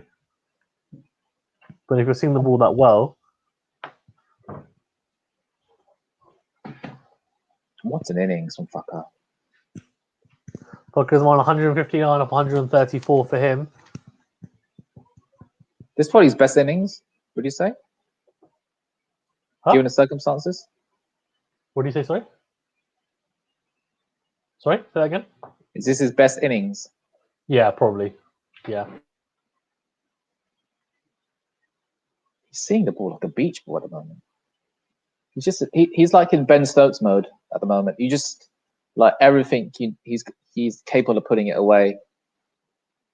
Very, very impressive. That'll be 4 runs. That'll be 4 runs. Easy pickings.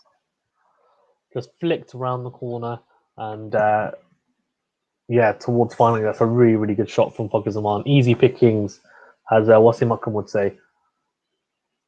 We need a big over here. And Yidi can sometimes be expensive, so I think this might be the over to do it. And we need a big one. A big one. And we need like a 15 plus over, at least. Let's see what required run rate's 13.45. So yeah, I'd say 15 at least from this over. Because I don't know if Rabada got more. Hold on. Oh, that's gonna be 4 as well. Yeah, boy. Yeah, boy.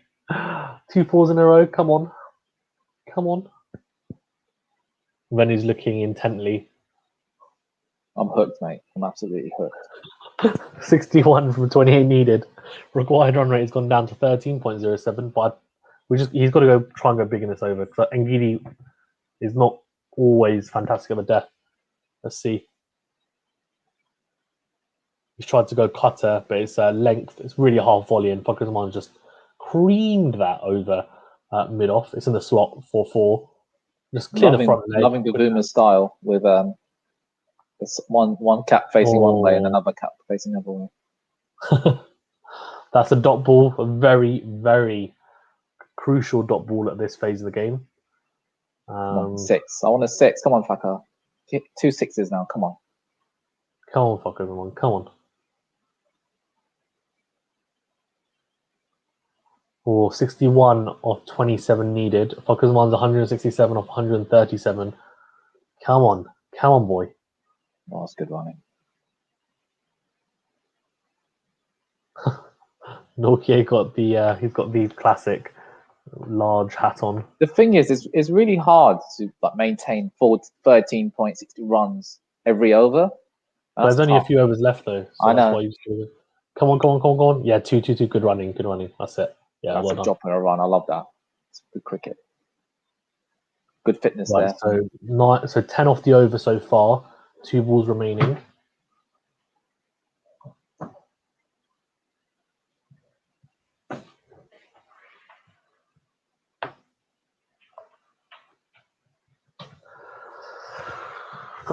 59 from 26 needed. Come on, fuckers. Come on. Oh, Come that's on. poor.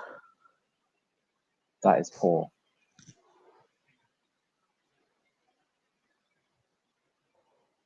Wangidi trundling in. Was that a single? Oh, good single there. No, Oh, it's worse another than one. that, mate. Oh. I don't know. Yeah, but look, the cock looks. Mate, South Africa looks shell shocked. Someone needs to show leadership here and get them together. They still got this. Oh my god. Come on, drop and run. Drop and run. Come on. Charles says you're looking at a player batting with nothing but adrenaline and steroids. What? He's on steroids, but I know what you mean. These are the days when a player is zoned out of this world. He's on a different planet right now. Sumptuous. Yeah, true. Oh, Fizan, yeah. He's in the zone. You know the last ball, why didn't they all come in and stop a single? Don't know. That's a good point.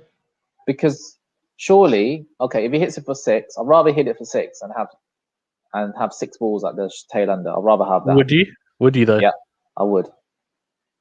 I would. Okay. Why not? Go on, hit us for 4. That's true. That's true. That's actually a very good point, Lenny. I agree with you. He should put the field in. That's poor. Here we go. Ticks 268. Come on, boys. Come on. Or 46. Come on. Come on. And Usher says it's 14 and over. How possible is it? Venu, do you want to revise your percentage? What do you think? I've gone up to 20%. 20%? I'm going to say, I'm going to go up from my 2% to 5%. Ahmed Salman says, you think Pakistan will win? I bloody well hope so, but it's going to be really hard. This is the highest score on Pink Day in South Africa ever. 172. He's overtaken Hashim Amla's 156. 268 for 6. Oh, sorry, 286 for 8. Rabada's been bowled out. Nagidi's got some Felaqueo, and Norkia's got 1 over. So Shamsi won't have another one. Yeah, Shamsi won't because he got slapped. So it's 286 for 8. And Pakistan, come on, let's see what Pakistan can do. If he does, this will be one of the best ODI wins I've seen. I'm not even joking. Considering the predicament we were in, I mean, Pakistan would have done it all by himself pretty much. So let's see. Asher says 286 for 8. Charles says it's Zaman possible. Lol. Ooh. That's a wide. That should be a wide. That was tight. No, that's a wide one. It's outside the lines. That's another one. Usher says, I didn't expect this. So 55 from 24 needed. Starts off with a wide. Bavuma, come on, talk to your troops. They've lost it. Look, two wide deliveries to start off the over. That's unacceptable. 2 wides. That's poor, man. That's unacceptable. Poor. I'm sorry. That is unacceptable. To be fair, that really is really, really poor. Poor stuff. So that's literally 2 of the first ball. Yep. Thank you very much. We'll take that. Felaqueo, yeah, I don't know. He's a mixture as well, a bit like Ngidi. Sometimes he can be expensive. So do you think super over is possible again? Oh, nah, I don't think so. I think it is, mate. You watch. Right, so it is 288 for 8 off 46.2 overs. They're having a little break here. I don't know why. 54 from 22 needed. Oh, come on, man. I wanted to go down to the last over and we need even if we need 16 off the last over, I'll be like, you know what, we gave it a good old go. And if we don't get it, fine. But Fuckers on, man. 172 not out of 142. Just ridiculous. Seriously, unbelievable. It really has been absolutely outrageous stuff from him. It really has been. That's one of the greatest innings I've seen from Fakazzaman. 172. If he gets to 200 and they lose, well, he can't get to 200 now, can he? No, he can. He can. Yeah. Because if we win, he'll definitely get to 200. Yeah, because he hasn't played a bad shot, has he? I don't think he has. There's been a couple of that. He hasn't got all of it, but it's gone for 6, so you can't really call it a bad shot. Oh no! Oh, it's a drop! Oh, lucky! Oh my god! Well, you're ahead of me now. What? What? What's going I'll on? pause it. I'll pause it. Tell me when you see that. Tell me when you see Bavuma putting on his hat, and then I'll pause it. Hold on. Tell me when you can see Bavuma putting on his hat. Oh, mate, Zaman gets dropped. South Africa. That's it. Oh, it's Bavuma, the captain. Drops Zaman. Oh, mate. Yeah, hat's on now. He's putting his hat Oh, on mate. now. Oh, mate. Oh. So it's a hard no. He absolutely no. That was a hard catch. It is a hard catch. I think he's right. If he's an inch taller, he's taking that easily. Yeah. It's just because, unfortunately, like he's just in this. But you got to admit, he's a gun fielder. I'm not. He is. He's good, but I don't think he's a gun fielder. I think you rate him higher than he actually is. Have you seen some of the runouts he's done? That's just a few runouts. That's for your overall fielding as well. Oh, this is. Carl's back on strike. Like, 52 of 20. Did you see him juggle Barbara Azam's wicket? Like, he juggled that ball. It's lucky he caught that. Oh, fair enough.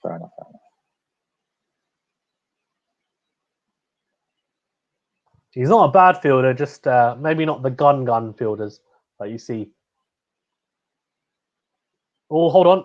Oh, no, is there someone there? No, there isn't. Oh, lucky. That'll be one, though. Or two. Will they run two, or they run at all? No, they won't. Then they will. Oh, they have. Okay. Yeah, why not? Oh, yeah, because there's one ball left. Fine, okay, fine. 51 of 90 needed. Oh, come on. This PAK needed another batsman to stay in with him, didn't he? Yeah. This is the issue. You know, all these balls that the tail enders face, you just think, I don't know. It's effectively he needs to get 14 runs off 5 balls, which is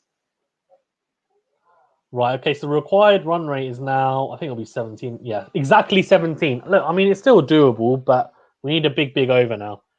Chelsea's batting must be looking so simple for Zaman today. See the ball, hit the ball, and then he'll have days where he wouldn't be able to buy a run. Sporting ecstasy. Yeah, that's just what happens. Sometimes when you're on, you're on. That's sport, right? Well, I say that's sport. I think actually, especially cricket, when you're batting, when you're on, as in that's it. Like your form's in, and everything just is easy. Your feet are moving well, your head's still. You know, you're seeing the ball. You've got plenty of time as well to move. And sometimes it's just like your feet are stuck at the crease, and you feel like you're not being able to move properly. Your timing's not there. 51 need from 18 balls. What are you thinking, Manny? Nah, it's gone down now. Well, if he hits 5 sixes and then a 1, I think that's what he needs. Yeah, 5 sixes and a 1. But I'm impressed by the fight back. Like they could have easily folded. We've actually tried to win the game. I think is the important thing. I think it looked quite possible when Shaheen Afridi was in. Yeah, 100%. But now the last couple of overs, they kind of pulled it back. South Africa have got the initiative. Yeah, let's see. Come on, Zaman. 6 first ball, please. Come on. Oh, he's gone. Will be 4, surely. Oh, what a fielding! Bloody hell! Stop it! Oh, mate, that fielding was unreal. Is that run out? No, it's not run out, surely. That was incredible fielding. Did you see that one hand from Rabada? That he saved 2 runs there. That is incredible stuff from Rabada. I nearly got the run out. Crazy. What the hell? Seriously. Like, these cricketers now just show off in the field. It's become a lot more athletic, hasn't it? In terms of, it has. But before, like, they would have tried to stop us. He's in.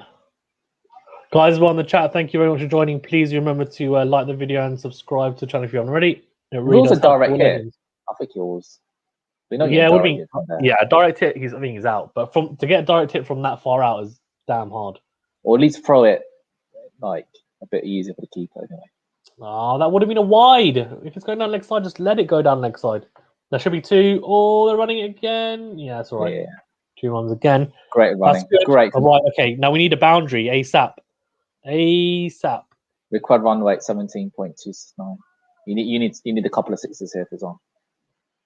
3 6s will do it and a single. Come on. Oh, the highest score ever now. What?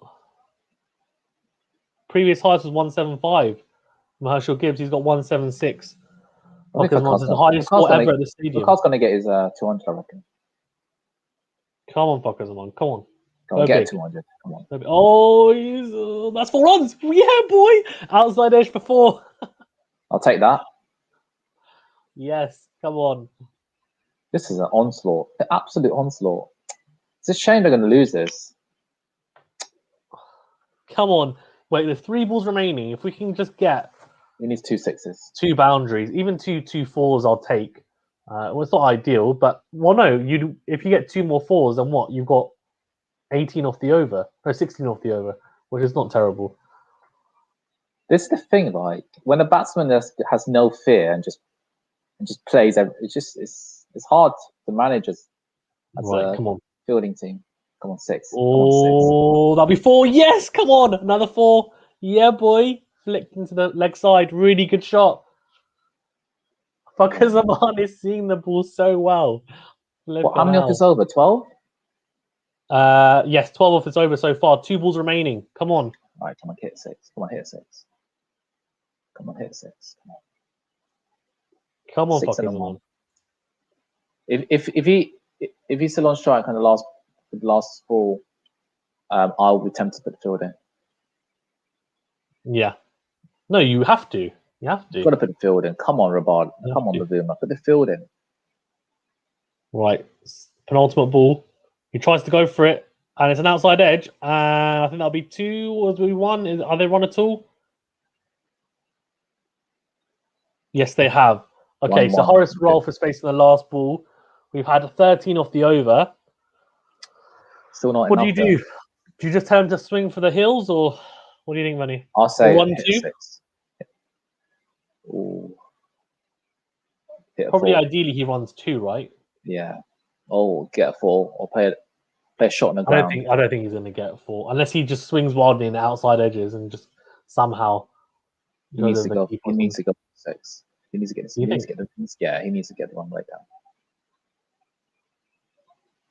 Horace Rolfe. Man, I don't even think he can bat, but let's see. We're about to find out.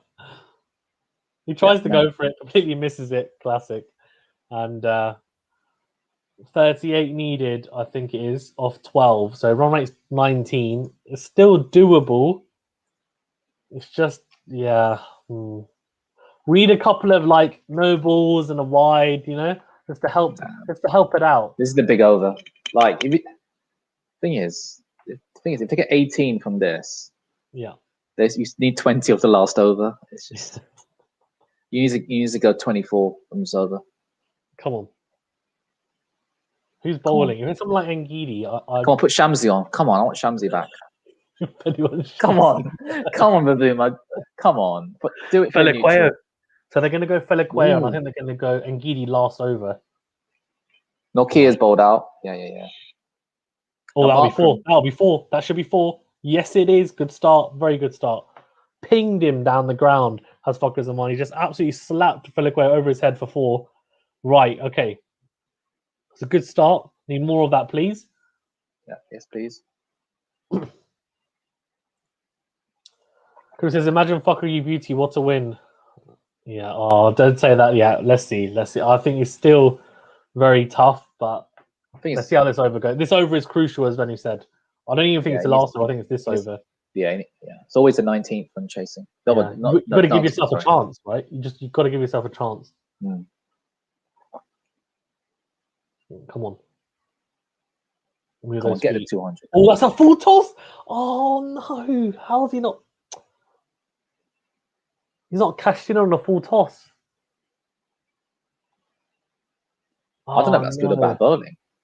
It's bad bowling, really. It's bad. He's tried to bowl a wide Yorker. It turns to full toss, and Fuckers Aman is just, he's gone so leg side of the ball. Right, okay, come on. Here we go. Oh, what's going on?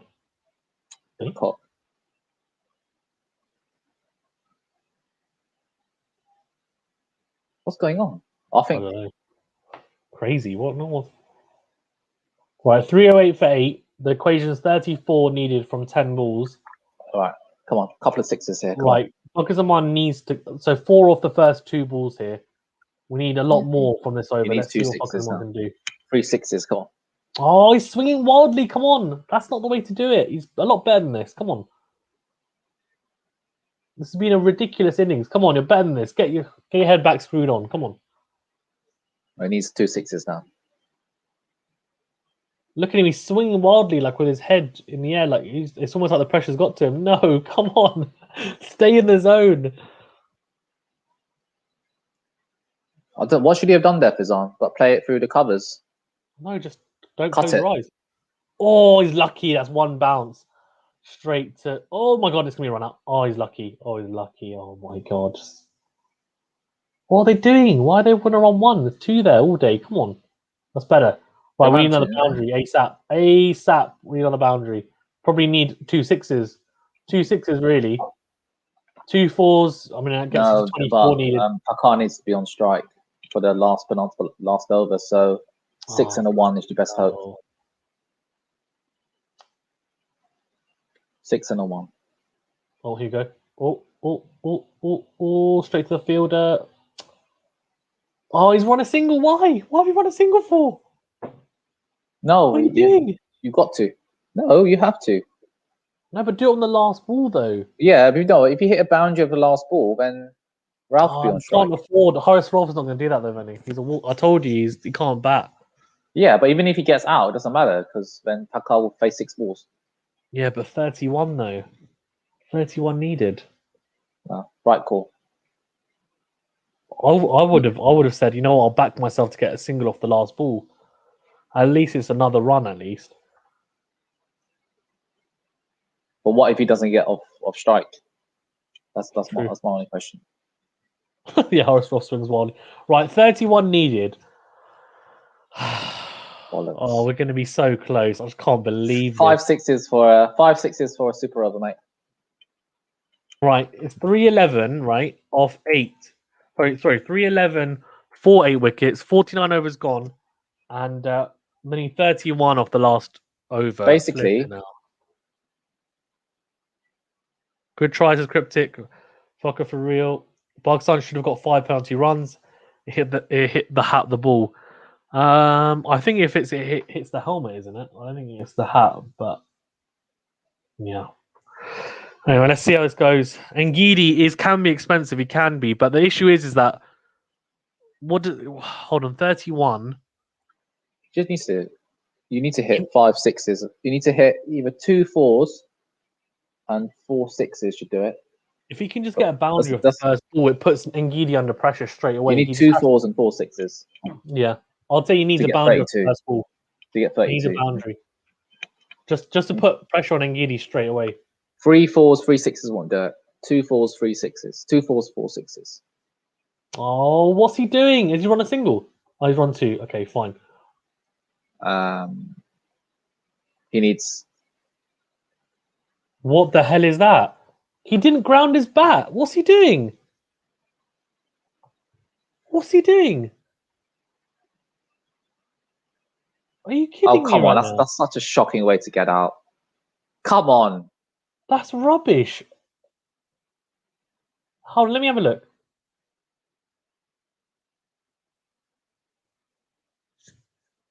Oh, it's a direct hit. But he hasn't even gone into dive. Oh, it's just rubbish. Mate, who threw that? That was an absolute beauty. Oh well. Game's over. I can't believe this. Seriously. Oh, mate. But Fizan, he wasn't going to get it. Come on. Huh? No, but at least give yourself a chance. Like, it's frustrating. It's a ridiculous knock. It's one of the best knocks I've seen in ODI cricket, but I don't know. Charles says, Fokker, play for the 200 now. Game is gone. Cryptic, they should have got the 5 runs. Horace Rolfe, 5 free hits. Charles is not yet. Maybe 6 6s laugh my ass off. Yeah, no way. Cryptic, only if we had batters lower down the order like Stark. It's true. Or Cummins, yep. Charles says it was amazing fielding, not much of the batsman's fault. Yeah, it's true. That's true. I thought it wasn't a direct hit at first. He should have still put in the dive. I don't think he would have made it still, but... Right, here we go. Mohamed Hasnain, he can't bat at all. We need 5 6s to win. I don't know, man. It's not going to happen, but you just need to swing to the hills. Disappointing. That'll be 4, I think. Oh, hello. It doesn't matter, though. 4 of the first ball. Yeah, boy. 26 No. is 4 needed. To be honest, even I could defend this. Yeah, probably. Unless you bowl a wide or no ball, then you're screwed. No, I won't. I'll just bowl on I the run. won't. Is that allowed? Yeah, you can bowl on the run, yeah. What a rocket. Who threw that? I think it was David Miller, I think.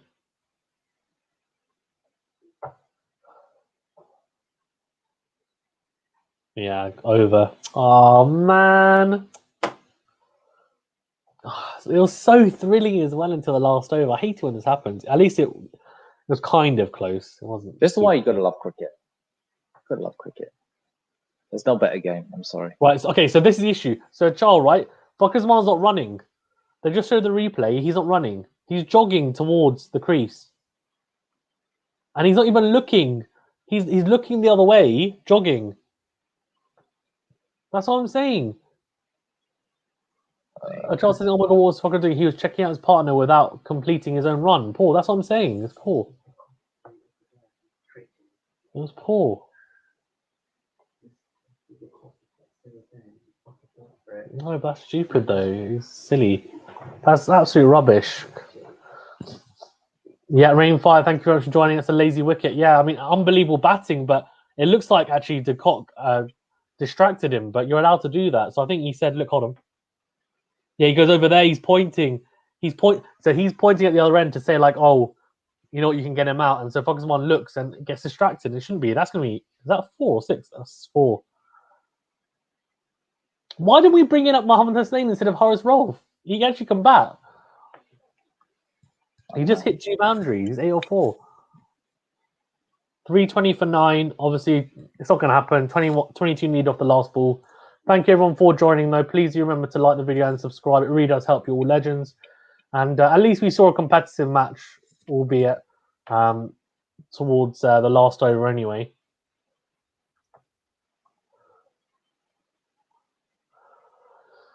Oh, man. What a knock, though. He literally did it all by himself, pretty much. That'll be 4 or 6, I think. That'll be 4. Wow. Why didn't he come up earlier, this guy? Huh? That's the name. Hold on, mate. Wow. Good knock, man.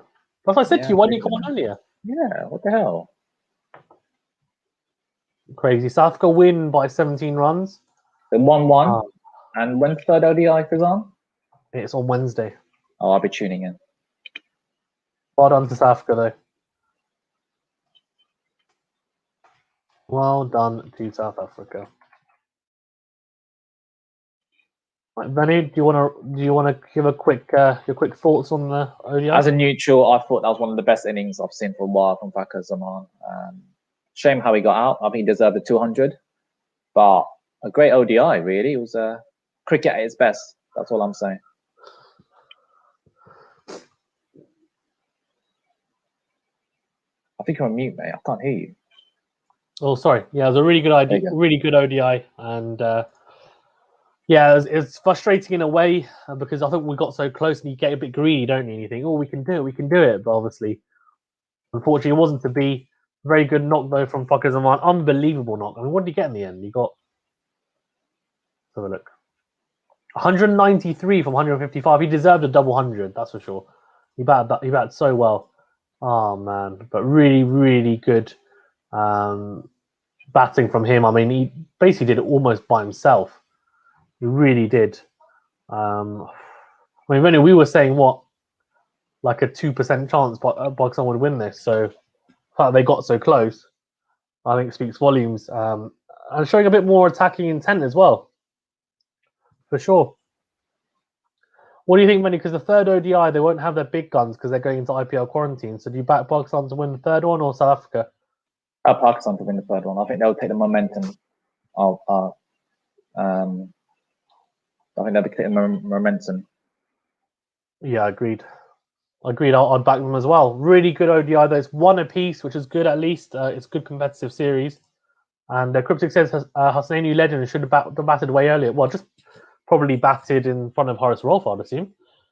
Ahmed Salman says, well played. Yeah, thank you. Rainfire says, Zaman, well played. Yeah, 100%. Thank you everyone for tuning in. Please remember to like this video and subscribe to the channel if you haven't already. It really, really does help. And keep an eye out for the ODI review that I'll be doing as well. Probably release it quite soon. And yeah, thank you very much, guys. Have a fantastic day, night, afternoon, wherever you are. Thank you very much.